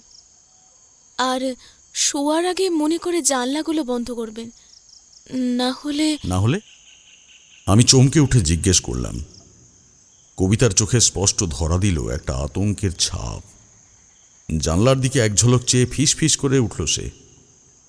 ওই কাল পিশাচের নজর যে কোনো মুহূর্তে এ বাড়ির ওপর পড়তে পারে, তাই সাবধানে থাকার জন্য। আচ্ছা, এসব কবে থেকে শুরু হয়েছে? একটু ভেবে কবিতা বলল, বেশ কয়েক মাস আগে থেকেই। প্রথম মারা যায় ওই পোস্টমাস্টার, তারপর ডাক্তারবাবু। এই গ্রামের থেকে একটু তফাতে একটা হাসপাতাল আছে, ওখানেই নতুন চাকরি নিয়ে এসেছিলেন ভদ্রলোক। সদরে ওনার বউ ছেলে থাকে, খুব অমায়িক মানুষ ছিলেন, গ্রামের সবার চিকিৎসা করতেন। কিন্তু পোস্টমাস্টারের মৃত্যুর পরই গ্রামটা কেমন যেন থমথমে হয়ে গেছিল। এরই বেশ কিছুদিন পর খবর আসে স্কুল বাড়ির সামনে থেকেই ডাক্তারবাবুর ছিন্ন ভিন্ন ক্ষতবিক্ষত দেহ পাওয়া গেছে। আর এতটাই নৃশংস যে ভাষায় প্রকাশ করা যাবে না। কেন? কি দেখেছিলেন? মানে ঠিক কি ঘটেছিল ডাক্তারবাবুর সাথে? কবিতা চোখের কোলের জল মুছে মৃদু কণ্ঠে বলল, সেদিন আমার স্বামী অজয় বাড়ি ফেরার পথে স্কুল বাড়ির সামনে কিছু জটলা দেখে সেদিকে পা বাড়ায়। তারপরও ফিরে এসে যা আমাদের বলে, তাতে আমাদের পায়ের তলার মাটি সরে যাওয়ার উপক্রম। অজয় বলে, ডাক্তারবাবুর চোখ দুটো উপড়ে ফেলা হয়েছিল, সারা শরীরের মাংস খুবলানো, এমনকি তার পেট চিরে নাড়ি ভুড়ি সহ অন্ত্র অন্যান্য সব অংশ সব বের করে ফেলা হয়েছিল। ভাবতে পারছেন দাদা কতটা নৃশংস? আমি একটা দীর্ঘশ্বাস ফেলে কেবল বিছানায় বসলাম। কবিতা ভয়ার্ত কণ্ঠে বলে চলল, রক্ত, মাটিতে চাপ চাপ রক্ত আর টুকরো টুকরো মাংসের দলা পড়ে, উফ, বিভৎস। তারপর থেকে সন্ধ্যার পর ওই গ্রামের পথে আর কেউ হাঁটত না। নানা রকম সব অদ্ভুত বিকট আওয়াজ কানে আসতো আমাদের, যেন কোনো জান্তব দানব পৈশাচিকভাবে চিৎকার করছে। আমরা কোনো রকম খাওয়া দাওয়া শেষ করে দরজা জানলা ভালোভাবে বন্ধ করে শুয়ে পড়তাম, অপেক্ষা করতাম শুধু কখন সকালটা হবে। আর এভাবেই বাঁচার চেষ্টা করতে করতে পরিস্থিতিটা যেন অভ্যাসে পরিণত হয়ে গেল। চিন্তা করো না, আমি সব রকমভাবে তোমাদের সাহায্য করার চেষ্টা করব। তবে একটা কথা আমার মাথাতে কিছুতেই আসছে না, যে এই পিশাচের আবির্ভাবটা হলো কিভাবে। কবিতা কাঁধ ঝাঁকিয়ে উদাসীনভাবে বলল, জানি না, তবে দীর্ঘদিন ধরেই ওই কবরস্থানের জলাজঙ্গল অভিশপ্ত। গ্রামের কেউই ও পথ মারায় না। এমনকি ভেতরে ঢোকার রাস্তাতেও কি সব বাধা দেওয়া আছে, যাতে বাইরের কেউই না ঢুকতে পারে। অথচ কোনো না কোনোভাবেই কোনো বাচ্চা বা মানুষ ঢুকে পড়ত। আর কবিতা কয়েক মুহূর্ত চুপ করে রইল। তারপর আবার সেই আতঙ্কিত কণ্ঠে কবিতা বলল, আর একবার যে ওই অভিশপ্ত কবরস্থানে পা রাখত, সে আর সুস্থ অবস্থায় ফিরত না। বাচ্চা হলে কদিনের মধ্যেই ধুমছাড়া জ্বরে ভুগে চিরকালের জন্য চোখ বুজত, আর বড় কেউ হলে বদ্ধ উন্মাদ হয়ে বেরিয়ে আসত। এরকম শেষবার হয়েছিল আমাদের গ্রামের ছেলে, ওই তো আমাদের পাশের ভিটেতেই থাকে, রক্তিমের সাথে। কি ভয়ানক দৃশ্য দেখে ছেলেটা কে জানে একেবারে পক্ষাঘাতগ্রস্ত হয়ে যায়। দোতলার একদম কোণার ঘরটায় ওকে রাখা আছে। সবসময় শুয়ে থাকে ছেলেটা, নড়েও না চড়েও না। চোখের নিচে কালো দাগ, মুখ আর চেহারা শুকিয়ে কাঠ। সে ছেলের অবস্থা চোখে দেখা যায় না দাদা। আগামীকাল একবার আমি যাব ছেলেটাকে দেখতে। যাবেন? যে রাতে ঘটনাটা ঘটে তার পরের দিন ওর বোনের বিয়ে হওয়ার কথা ছিল। বিয়েটা হওয়ার পরেই ওর রক্তাক্ত দেহটার খোঁজ পাওয়া যায়। আহত হয়েছিল ঠিকই, তবে পুরোপুরি মরেনি। অর্ধেক মরে অর্ধেক বেঁচে আছে। ভাগ্যিস বোনটার সময় মতো বিয়ে হয়ে গেছিল। কবিতা চলে যাওয়ার পর বেশ কিছুক্ষণ চুপচাপ বিছানায় বসে ভাবনা চিন্তা করলাম আমি। তারপর কখন যে চোখ বন্ধ হয়ে এসেছিল আমি নিজেও বুঝতে পারিনি।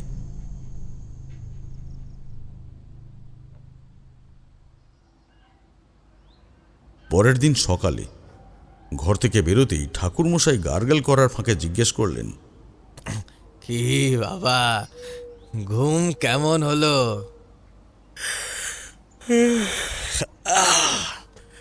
ভালোই হয়েছে, রাতে তেমন একটা অসুবিধা কিছুই হয়নি, ওই একটু মশা আর কি। অজয় ইতিমধ্যেই দোকানে যাওয়ার জন্য তৈরি হয়ে বেরিয়ে এসেছিল। আমাকে বলল, তাও তো মশা যাতে না আসে তার ব্যবস্থা করা হয়েছিল। তাও ওগুলো জ্বালাতন করেছে, তার জন্য আমি খুবই দুঃখিত। কি গো, শুনছো? ভেতর থেকে কবিতা সাড়া দিল, যাই। শিবনাথদার জন্য চা আনো, আর একটু জল খাবারের ব্যবস্থা করো। কথাটা বলে অজয় বেরিয়ে গেল। চা খাওয়ার পর আমি একটু স্নান সেরে জপে বসলাম। তারপর ঠাকুরমশাইকে নিয়ে গেলাম সেই কবরস্থানের উদ্দেশ্যে। পথে যেতে যেতে টুকটাক কথা হচ্ছিল আমার বৃদ্ধের সাথে। ভালো করে ভেবে নাও বাবা শিবনাথ, ওই জায়গাটা ভালো নয় কিন্তু। আমি মুচকি হেসে বললাম, চলুন না তবু, দেখা যাক কতটা ক্ষতিগ্রস্ত হই, নাকি যাওয়াটা সার্থক হয়। জলা জঙ্গলে ভরা কবরস্থানের কাছে পৌঁছাতেই সেই পচা দুর্গন্ধটা পুনরায় আমার নাকে এসে ঝাপটা দিল। কয়েক মুহূর্তের জন্য থমকে দাঁড়িয়ে আমি গভীর দৃষ্টিতে চারপাশটা পর্যবেক্ষণ করলাম। কিন্তু ভেতরে প্রবেশ করার সময় সেই পচা গন্ধটার সাথে সাথে একটা অশুভ হাওয়াও টের পেলাম আমি, যা ছিল বড্ড বেশি অস্বস্তিদায়ক। যথারীতি ভেতরে প্রবেশ করলাম। মহাকালের আশীর্বাদে ছোট থেকেই একটা অলৌকিক শক্তির সামান্য হলেও ছটা ছিল আমার মধ্যে। শুভ আর অশুভের আভাস আমি ঠিকই পেতাম। কবরস্থানে ঢোকার পর মনে হলো যে এই জায়গাটা কেবল অশুভই নয়, প্রাণঘাতী বিষে ভরা। ধীর পায়ে ভেতরে এগোতে শুরু করলাম।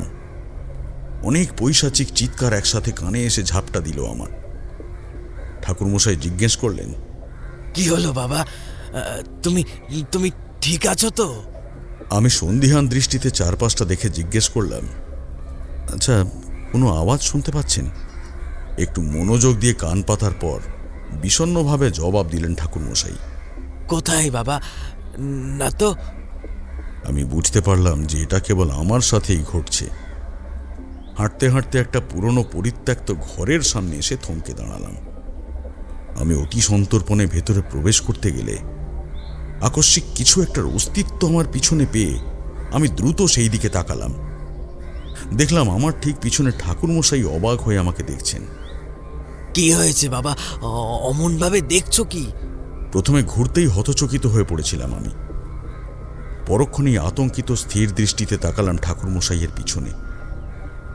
আমি সরাসরি আদেশের সুরে বললাম, একদম পিছনে ফিরবেন না। ঠাকুরমশাই হতবাক হয়ে যান, তবে তিনি বুঝতে পারেন যে আমি এমন কিছু একটা ওনার পিছনে দেখেছি যেটা আমার দেখবার কথা নয়, বা যা অত্যন্ত ভয়ঙ্কর। কাঁপা গলায় ঠাকুরমশাই জিজ্ঞেস করলেন, কি কি কি হলো বাবা? এমন এমন কথা বলছো কেন? আমি ধীরে ধীরে আমার 5 আঙুল সহ হাতটা সামনের দিকে তুললাম। তারপরে এক দৃষ্টে পিছনের সেই অবয়বের দিকে কয়েক মুহূর্ত স্থির রেখে চোখ বন্ধ করে মনে মনে মন্ত্রপাঠ করতে লাগলাম। ঠাকুরমশাইও হতবাক হয়ে ভাবছিলেন যে এসব হচ্ছেটা কি, অথচ নড়তেও পারলেন না, নিষেধাজ্ঞা আছে। অতঃপর যখন চোখ খুললাম তখন সেটা আর ছিল না পেছনে। একটা হাঁফ ছেড়ে বললাম, পিছনে একটা অতিকায় সাপ ছিল ঠাকুরমশাই। এটাকে তো এই জঙ্গলের অংশ বলে আমার মনে হলো না, তবে কোনো অশুভ সত্তার ছায়া যে ওটাতে ছিল সেটা আমি বেশ বুঝতে পেরেছিলাম। আমার কথা শুনে চমকে পিছন ফিরে বিস্ফারিত চোখে ব্যাপারটা দেখার চেষ্টা করেছিলেন তিনি, তবে তিনি কিছু দেখতে না পেয়ে একগাল হেসে বললেন,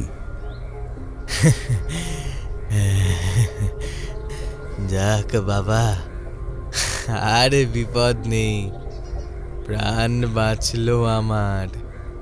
আমি ঘরের ভেতরে প্রবেশ করলাম। বহু বছরের ধুলো ধূসরিত হলেও ঘরটা যে এর আগে প্রবেশ ঘটেছিল সেটা আমি বুঝলাম। মানুষের পদধ্বনির আভাস অনুমান করতে পারছিলাম আমি। ঘরের একটা কোণায় রয়েছে একটা বিকট মূর্তি, সম্ভবত কোনো প্রাচীন অপশক্তির তান্ত্রিক মূর্তি। ঠাকুরমশাই কম্পিত গলায় বললেন, এত ভয়ানক ব্যাপার, এখানে এমন কি হতো? আর এই মূর্তিটাই বা কার? আমি ঘরটাকে ভালোভাবে দেখে বললাম, ভালো করে লক্ষ্য করে দেখেছেন? ঘরের এই মাঝখানের মেঝেটা একটু এবড়ো খেবড়ো, মনে হচ্ছে মাটি ফুঁড়ে কিছু একটা উঠেছিল। কিন্তু কিন্তু কি হতে পারে? ঠাকুরমশাইও নিচের দিকে তাকিয়ে বললেন, কিছু একটা মাটিতে হয়েছিল তা তো বোঝা যাচ্ছে, তবে স্পষ্টভাবে কিছু বলা যাচ্ছে না। দেখলাম ঘরের দেওয়ালে গাছের ডালপালা সহ লতাগুল্ম চলে গেছে, এমনকি পলেস্তারাও খসেছে। বিশ্রী অবস্থা জায়গাটার। এমন জায়গায় তো কারোর আসার কথা নয়। তবে তবে এসব কি? চলুন ঠাকুরমশাই, এবার যাওয়া যাক। ঠাকুরমশাইয়ের সাথে আমি বাইরে বেরিয়ে এলাম। আসার পথে মৃদুস্বরে বৃদ্ধকে বলি, একটা জিনিস খেয়াল করেছেন? বৃদ্ধ অবাক হয়ে আমার দিকে তাকালেন। কি বাবা? যত এই ঘরটার দিকে আমরা এগোচ্ছিলাম বা যতক্ষণ ওই ঘরে ছিলাম ততক্ষণ একটাও শব্দ কানে আসছিল না, না কোনো পাখির কিচিরমিচির আর না কোনো জন্তুর ডাক। এমন যেন পার্থিব লোকের বাইরে এক অন্য জগৎ লাগছিল ঘরটাকে। ঠাকুরমশাই চুপচাপ আমার কথাগুলো শুনছিলেন। হঠাৎই বললেন, আপনি রক্তিমের সাথে দেখা করবেন বলেছিলেন না? চলুন, ওই তো ওর বাড়ি, দেখা করে আসবেন। অবশেষে আমি রক্তিমের বাড়িতে এসে উপস্থিত হলাম। বাড়িটা থমথমে। এক বৃদ্ধ উঠোনে বসে চা খাচ্ছিলেন। ঠাকুরমশাইকে দেখতেই কিঞ্চিত বিহ্বল হয়ে উঠে দাঁড়ালেন। আরে ঠাকুর মশাই, আপনি এখানে? এই আপনার ছেলেকে দেখতে এলাম। রক্তিমের অবস্থার উন্নতি হলো কিছু? কোথায়, আগে যেমন ছিল এখনো তেমনই আছে। কথাটা শেষ করেই তিনি আমার দিকে তাকালেন। তারপর ঠাকুরমশাইয়ের উদ্দেশ্যে জিজ্ঞেস করলেন, আচ্ছা, ইনি কে? এনাকে তো আগে কখনো গ্রামে দেখিনি। ইনি আমার অতিথি, কালই এসেছেন এ গ্রামে। একবার রক্তিমের সাথে দেখা করা যেতে পারে? বৃদ্ধ বিশেষ কিছু না ভেবে আঙুল তুলে একটা ঘরের দিকে নির্দেশ করে বললেন, ওই যে ওই ঘরেই রয়েছে রক্তিম। আপনি তো সব জানেনই। ঠাকুরমশাইয়ের সাথে আমিও এগোলাম ঘরটার দিকে। ভেতরে ঢুকতেই তক্তাপোষে এক জীর্ণকায় শরীরকে শুয়ে থাকতে দেখলাম। ঠাকুরমশাই উদাস হয়ে বললেন, মনে হয় না একে আর বাঁচানো যাবে বলে। আমি ধীর পায়ে এগিয়ে এলাম রক্তিমের দিকে। গাল দুটো শুকিয়ে ভেতরে ঢুকে গেছে, চোখের তলায় কালি পড়া, যদিও চোখ দুটো বন্ধ। সম্ভবত এই মুহূর্তে সে হয়তো বিশ্রাম নিচ্ছে। ঠাকুরমশাই বললেন, কিছু করতে পারে না ছেলেটা, শুধু চোখ দিয়ে দেখা আর কান দিয়ে শোনা ছাড়া। আমি একটা দীর্ঘশ্বাস ফেলে বললাম, বুঝেছি, এমনিতে মস্তিষ্ক সচল এই ছেলের, এইটুকুই যা বাঁচোয়া। যাই হোক, আমাদেরকে এবার ফিরতে হবে, কয়েকটা হিসেব মেলানোর আছে, আর জপেও বসতে হবে। ঠাকুরমশাইয়ের সাথে ঘরে এসে সামান্য কিছু খেয়ে আমি জপে বসলাম। স্পষ্ট বুঝতে পারছিলাম ভয়ঙ্কর কিছু একটা ঘটতে চলেছে এই গ্রামের বুকে। জপ করতে করতে কতক্ষণ সময় অতিবাহিত হয়েছে আমার জানা নেই। দেখলাম কবিতা চা নিয়ে এলো আমার জন্যে। এখন সময় কি হয়েছে কবিতা, বলতে পারবে? জানলার বাইরে এক ঝলক চেয়ে কবিতা বলল, সন্ধ্যা পেরিয়েছে তো, আমিও তো এই সন্ধে দিলাম। আপনি জপে বসেছিলেন বলে আর ডাকিনি। আচ্ছা, ঠাকুরমশাইকে কি একবার ডেকে দিতে পারবে? বেশ। সাবলীলভাবে জবাব দিয়ে কবিতা ওখান থেকে চলে গেল। আমি সামান্য জল গলায় ঢেলে নিজেকে শান্ত করার চেষ্টা করছিলাম। জলা জঙ্গলার সেই পরিত্যক্ত ঘরটার দৃশ্য, রক্তিমের করুণ পরিণতি, এইসবই ঘুরছিল আমার মাথার মধ্যে। আমাকে খুঁজছিলে বাবা? আমি ধীর পায়ে এগিয়ে এলাম ঠাকুরমশাইয়ের কাছে। বললাম, আসুন, বসুন।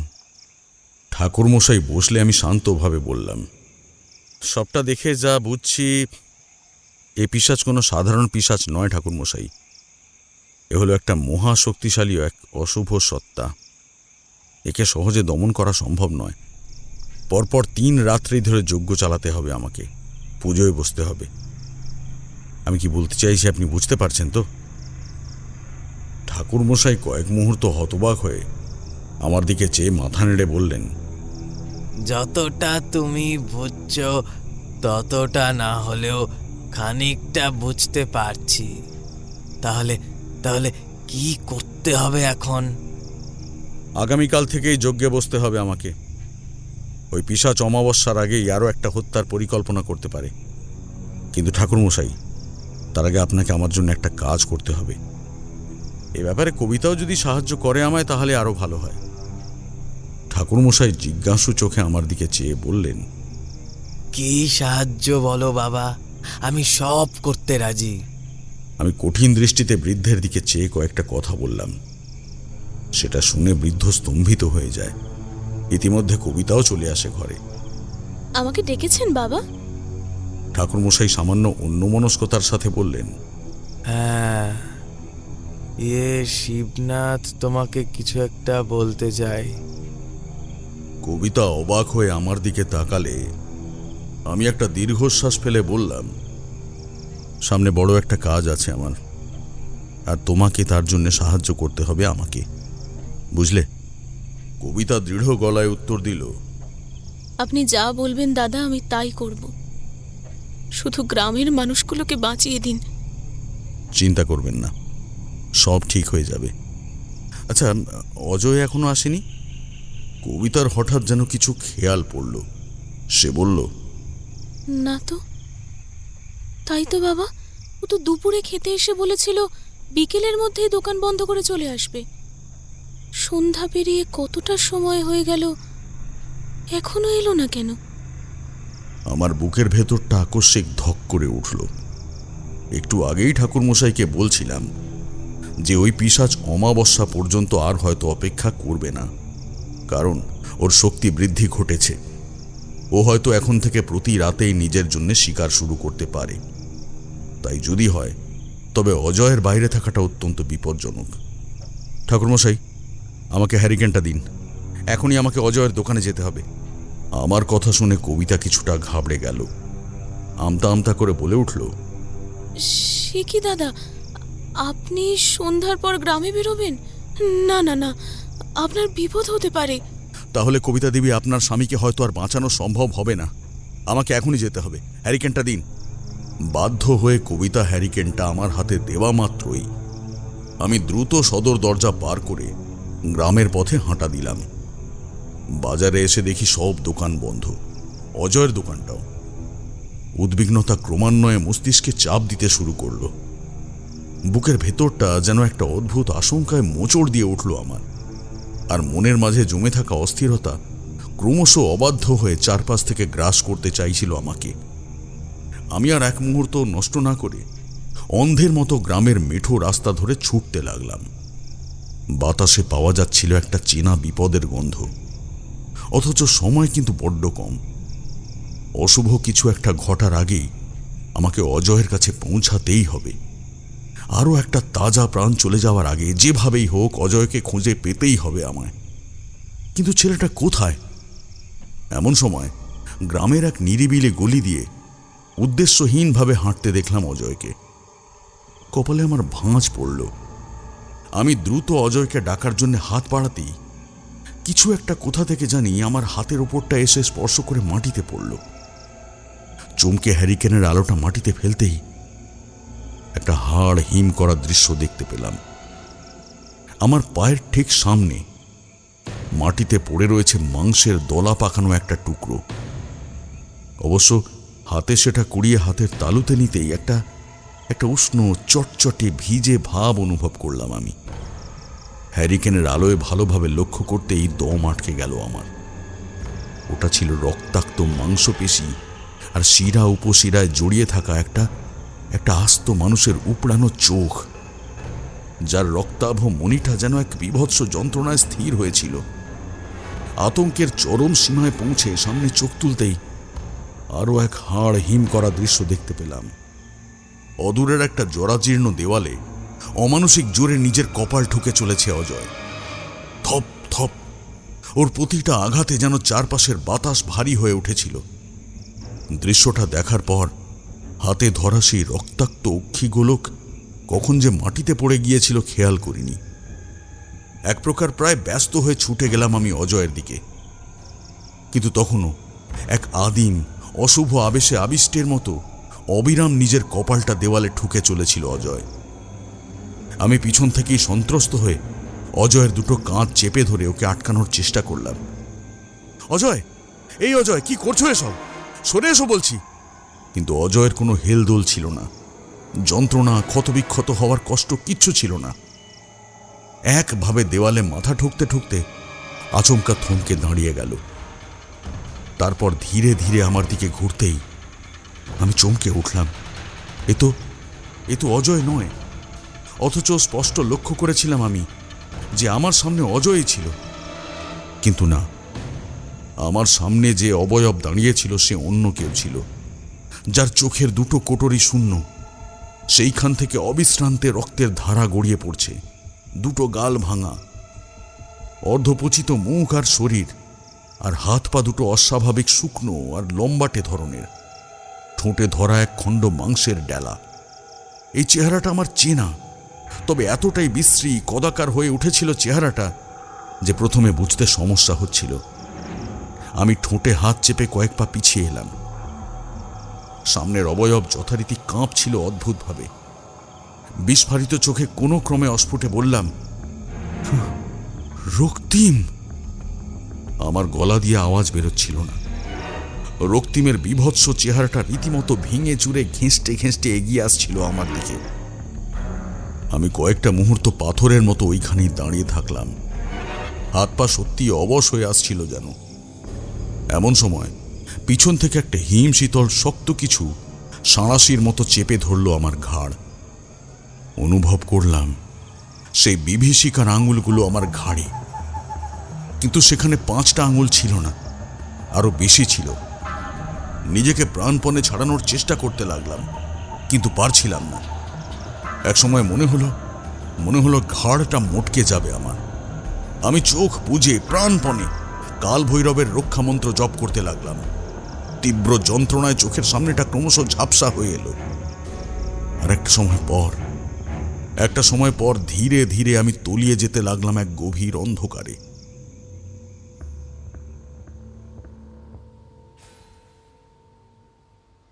কতটা সময় অতিবাহিত হয়েছিল জানা নেই।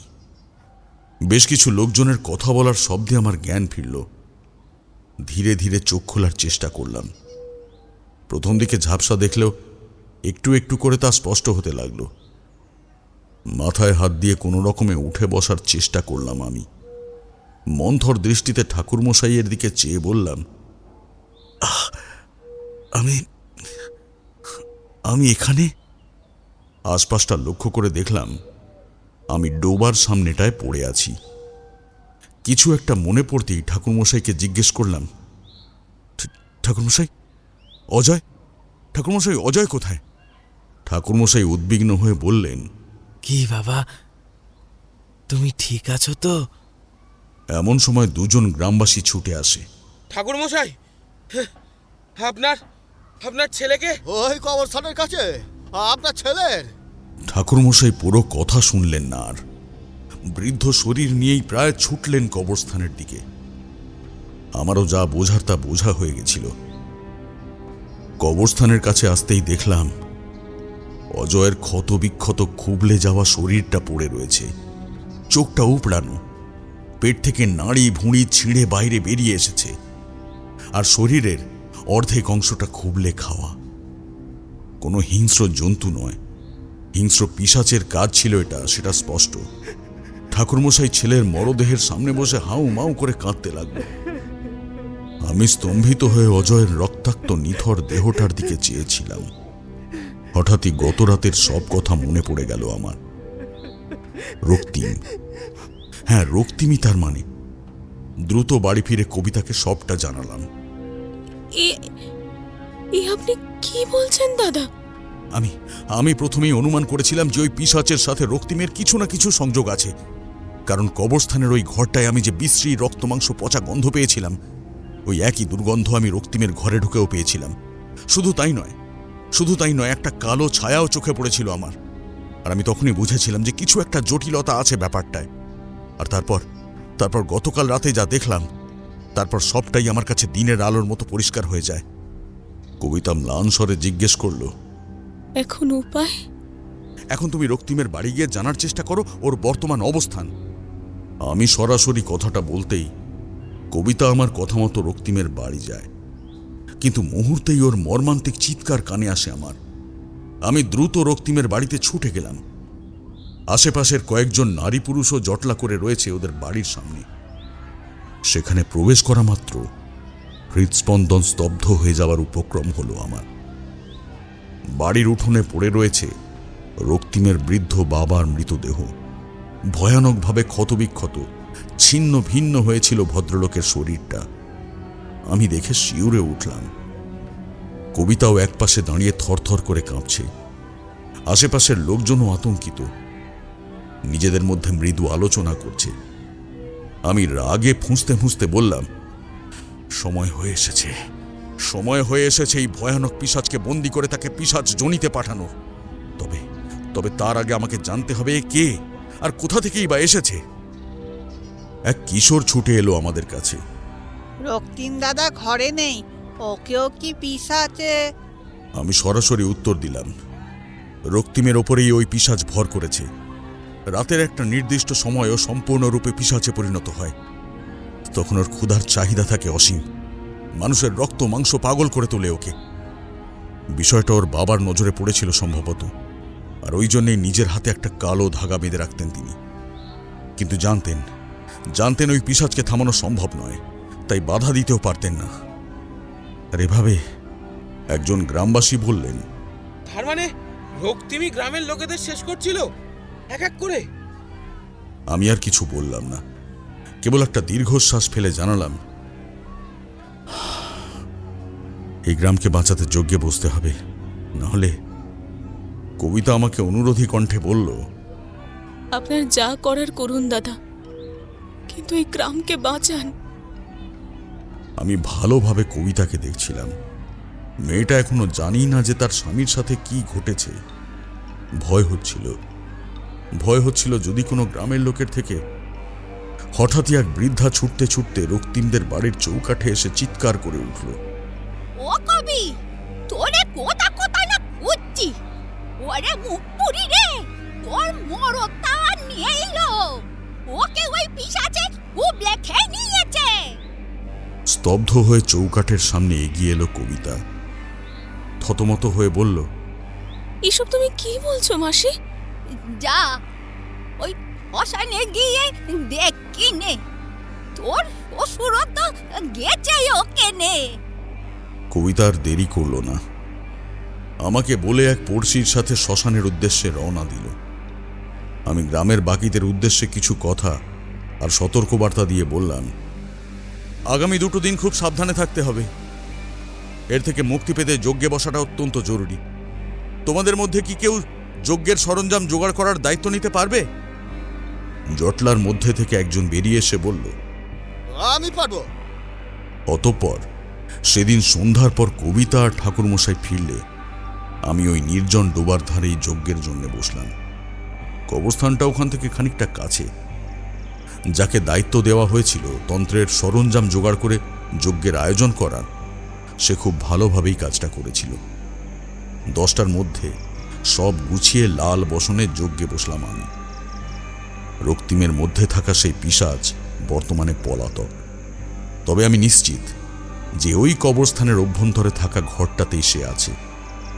যজ্ঞের স্থানটা ইতিমধ্যেই মন্ত্রপুত জল দ্বারা শুদ্ধিকরণ করা হয়েছিল। আমি যজ্ঞকুণ্ডে অগ্নি জ্বালিয়ে যজ্ঞে বসলাম এবং মহাশক্তি মন্ত্র পাঠ করে যজ্ঞের অগ্নিকেও শুদ্ধিকরণ করলাম।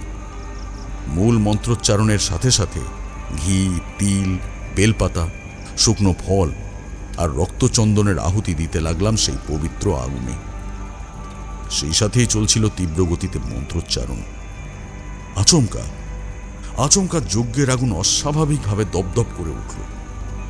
এমনকি আশেপাশের তাপমাত্রা অনুভব করলাম এক লহমায় যেন তীব্রভাবে কমে এসেছে। সব লক্ষ্য করলাম ঠিকই, তবে মন্ত্রপাঠ কিন্তু থামালাম না। এমন সময় মনে হলো যেন পিছন থেকে আমার মা ডাকছে। আমি স্পষ্ট মায়ের গলা শুনতে পাচ্ছিলাম, ঠিক ছেলেবেলায় যেভাবে মা ডাক দিত অবিকল সেইভাবে। আমার কাছে দিনের আলোর মতো স্পষ্ট হয়ে গেল যে এই সবই আমার যজ্ঞটাকে থামানোর জন্য পিশাচের মারণ পরিকল্পনা। কিন্তু না, এতটা অমনোযোগী আমি নই। আমি জানি যে এই ডাকে আমি সাড়া দিলে বা আসন ছেড়ে উঠলেই আমার সাধনা ভঙ্গ হবে, আর যজ্ঞটা বন্ধ হোক। ওই পিশাচ তো এটাই চায়। কোনো কিছুতে বিশেষ পাত্তা না দিয়ে আমি এক মনে মন্ত্রপাঠ করতে লাগলাম। অসংখ্য অতি প্রাকৃতিক জান্তব চিৎকার, অদ্ভুত ফিসফিসানি আর কান্নার অশুভ ডাক উপেক্ষা করে আমি যজ্ঞের কাজে স্থির থাকলাম। আসলে তন্ত্রে জানানো হয়েছে এই সব বাধাগুলো আসলে সাধকের ইচ্ছাশক্তি এবং ভয়ের পরীক্ষা। সাধক যদি নিজের ভয়কে কাবু করতে পারে তবেই সে যে কাজটা করছে তাতেও সাফল্য পাবে। সুতরাং আমি কোনোভাবেই চোখ খুলতে পারবো না। এমন সময় সেই রক্ত মাংস পচা তীব্র দুর্গন্ধটা আমার নাকে এসে ঠেকল, ঠিক যেটা কবরস্থানের ওই ঘর আর রক্তিমের ঘরে পেয়েছিলাম। আমি বাধ্য হয়ে সামনে তাকালাম, আর সামনে তাকাতেই একটা বিভৎস ফ্যাকাশে হয়ে যাওয়া আধ পচা গলা কদাকার চেহারা আমার চোখে পড়ল। আমার ঠিক কয়েক হাত দূরে 2 হাত মাটিতে রেখে সামান্য ঝুঁকে খানিকটা উবু হয়ে বসেছিল সেই বিভীষিকা। চোখের কোটরে কেবল রয়েছে এক জোড়া অন্ধকার। ধারালো দাঁতের সারি বেরিয়ে এসেছে কালচে ঠোঁটের বাইরে। তবে সবচেয়ে আশ্চর্যের বিষয় ছিল ওই পিশাচের অবয়বের আঙুলগুলো ছিল কমপক্ষে 20-র অনেকটাই বেশি। গোনা সহজ ছিল না, তবে অনুমান করাই যাচ্ছিল যে এই পিশাচই গতকাল আমাকে আক্রমণ করেছিল। আমি মন্ত্রপাঠের সাথেই এক মুঠো সর্ষে যজ্ঞের আগুনে ছুঁড়ে চিৎকার করে উঠলাম, বল কে তুই? কোথা থেকে এসেছিস? আমার মন্ত্রের জোরে পিশাচের ওপরেও নেতিবাচক প্রভাব পড়েছিল। একটা বিকট জান্তব চিৎকার চতুর্দিকে ছড়াতে আমি পুনরায় কালো সর্ষে ছুঁড়ে দিলাম, এইবার ওই পিশাচকে লক্ষ্য করে। সঙ্গে সঙ্গে সেটা ভয়ঙ্কর চিৎকার করে অষ্টবক্রের ন্যায় নিজের শরীরটাকে ভেঙে চিৎকার করতে লাগলো। বলবো না, মেরে ফেলবো সবাইকে। বলবি না? দেখ দেখ তোকে কিভাবে পিশাচ জনিতে পাঠাই আমি। এরপর মন্ত্রপুত জল আর শ্মশান ভূমির পবিত্র ছাই একসাথে যজ্ঞের আগুনে ফেলার সাথে সাথেই সেই বিভীষিকার চারপাশে আগুনের গণ্ডি সৃষ্টি হলো এবং তার মধ্যে থেকে চিৎকার শুনতে পেলাম ওই পিশাচের, কান ফাটা ভয়ানক চিৎকার। আমি পুনরায় বললাম, এবারে সত্যি করে বল, কে তুই? কোথা থেকে এসেছিস? আর কেনই বা এই গ্রামের লোকেদের নৃশংসভাবে হত্যা করছিস? কয়েক হাত দূরে বসে থাকা সেই অশুভ ছায়া রীতিমতো ফুঁসছিল রাগে। তবে আমি বুঝলাম যে ধীরে ধীরে তার শক্তি কমে আসছিল। সে বলল, আমার নাম চন্ডা। আমি জমিদার বাড়িতে লেঠেলের কাজ করতাম, কিন্তু মনে মনে জমিদারের একমাত্র মেয়ে চন্দ্রাবতীকেও পছন্দ করতাম। এমনিতেই ওই সুন্দরী আমাকে পছন্দ করবে না তা আমি জানতাম। তাই এক তান্ত্রিকের কাছ থেকে মারণ, স্তম্ভন, বশীকরণ এসব শিখলাম। চন্দ্রাবতীকে বশীভূত করাই ছিল আমার একমাত্র লক্ষ্য। জমিদার বাড়ির পেছনের পরিত্যক্ত মন্দিরটাতেই প্রথমে সাধনা শুরু করলাম। তবে ওখানে সতর্কতা বেশি অবলম্বন করতে হতো, তাই কবরস্থানের ভেতরের ওই ঘরটায় শয়তানের সাধনা শুরু করলাম। চন্ডার কথার মাঝেই আমার মনে পড়ল ওই ঘরে থাকা বিভৎস মূর্তিটার কথা। আবারও চন্ডার গলা পেলাম। কাজ হলো। চন্দ্রাবতী আমার মোহে আচ্ছন্ন হয়ে একরকম জমিদার বাবুর বিরুদ্ধে গিয়ে আমাকে বিয়ে করলো, কিন্তু আজ মিটল না আমার। এরপর জমিদার বাড়ির ধন সম্পদ আর জমিদারির উপরে আমার নজর পড়ল। তার জন্য জমিদারকে সরাতে হতো। এখানে এই কঠোর উপাচারের প্রয়োজন ছিল, কারণ জমিদারকে কেবল সরানো নয়, অপার শক্তিকে হাতের মুঠোয় করাই আমার লক্ষ্য ছিল। তার জন্য প্রতি অমাবস্যায় একটা করে নরবলির প্রয়োজন হলো। গ্রাম থেকে এভাবে মানুষের অপহরণ আর গলা কেটে হত্যা করার খবর জমিদার বাড়িতে পৌঁছতে জমিদার গোপনে গুপ্তচর ঠিক করলো। আমি ধরা পড়ে গেলাম। চন্দ্রাবতীকে বশ করা থেকে শুরু করে একের পর এক নরবলি, সবটা জানার পর আমাকে ওই কবরস্থানের ঘরে জ্যান্ত সমাধি দেওয়া হয়। দম বন্ধ হয়ে মরলেও আমার অভিশাপ জাগ্রত ছিল অনন্তকালের জন্য। এরপর ওই কবরস্থানে যাওয়া নিষেধ করে জমিদার বাবু। চন্ডার কথা শোনার সাথে সাথে আমার কপালে ভাঁজ পড়তে শুরু করলো। সে একভাবে বলছিল, কালের নিয়মে ওখানে না যাওয়াটা গ্রামবাসীদের কাছে অভ্যাসে পরিণত হলো এবং এক সময় কবরস্থান পরিত্যক্ত অঞ্চলে পরিণত হলো। তাও যদি কেউ কোনোভাবে প্রবেশ করত, তাহলে আমার মায়ার প্রভাবে হয় মাঠে মারা পড়ত কিংবা উন্মাদ হয়ে যেত। কিন্তু নিলয় সেই প্রথম ওই ঘরে ঢোকার সাহস করে, আর ওর রক্তে জাগ্রত হয় আমার বন্দী অভিশপ্ত আত্মা এবং সূচনা হয় আমার অভিশাপ আর নৃশংস হত্যা। মানুষের রক্ত মাংস ভক্ষণ না করার অবধি আমার মন আর পেটের ক্ষুধা দুটোর কোনোটাই শান্ত হয় না। ভুল করেছিস। এখন তোকে পিশাচ জনিতে পাঠানোই আমার মূল লক্ষ্য। অতঃপর আমার প্রবল মন্ত্র বলে আর যজ্ঞের তীব্রতায় চণ্ডার পিশাচ দুর্বল হতে শুরু করল। সে মর্মান্তিক চিৎকার করতে শুরু করে এবং একটা সময় পর রক্তিমের শরীর থেকে একটা কালো ধোঁয়া বেরোতে লাগলো। সেই সাথে প্রবল চিৎকার করে মাটিতে লুটিয়ে পড়ল সে।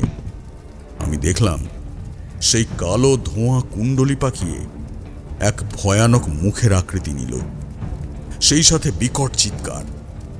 ধীরে ধীরে সেটা পবিত্র আগুনে সমাধিস্থ হতেই সমস্ত চিৎকার, সমস্ত আর্তনাদ মুহূর্তেই স্তব্ধ হয়ে গেল। একটা দীর্ঘশ্বাস ফেলে উঠে দাঁড়ালাম আমি। যজ্ঞের আগুন তখন প্রায় নিভু নিভু। আমি রক্তিমের কাছে এসে ওর মাথায় আলতো হাত বুলিয়ে একটা মন্ত্র পড়ে ফুঁ দিলাম। অতঃপর মন্ত্রপুত জল ওর মুখে ছিটিয়ে ডাক দিলাম, রক্তিম, রক্তিম।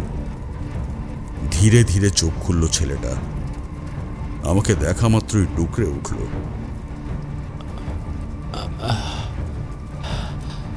আমি এখানে?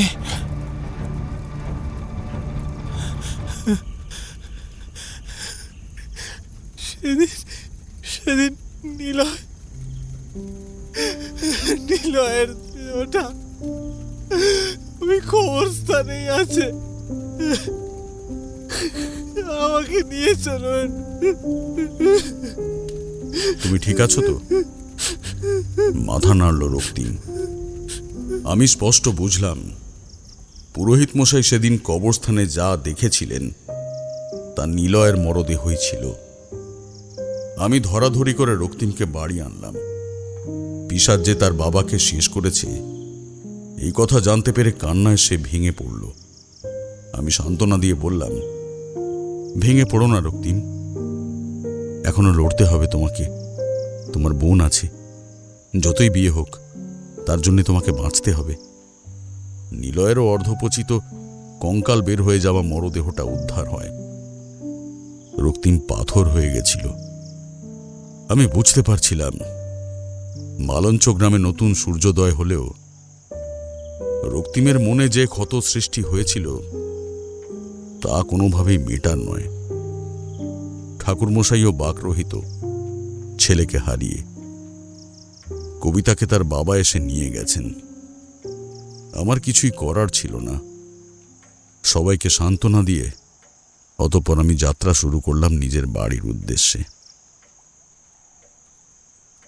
শিবনাথবাবু থামলে অর্ক, সায়ন আর ঋত্বিক তিনজনেই হতবাক হয়ে কয়েক মুহূর্ত চেয়ে থাকল। তারপর সায়ন বলল, এ তো ভয়ানক ঘটনা স্যার। যাকে যেটা দিয়েছি ওটা তোর বন্ধুটাকে দিয়ে দিস সায়ন। অবশ্যই স্যার। এই বলে সে উঠে দাঁড়ালো।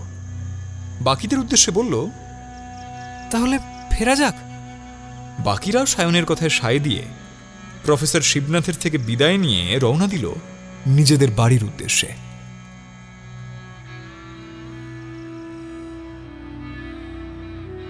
শুনছিলেন প্রফেসর শিবনাথ ও কবরস্থানের পিশাচ ক্ষুধা।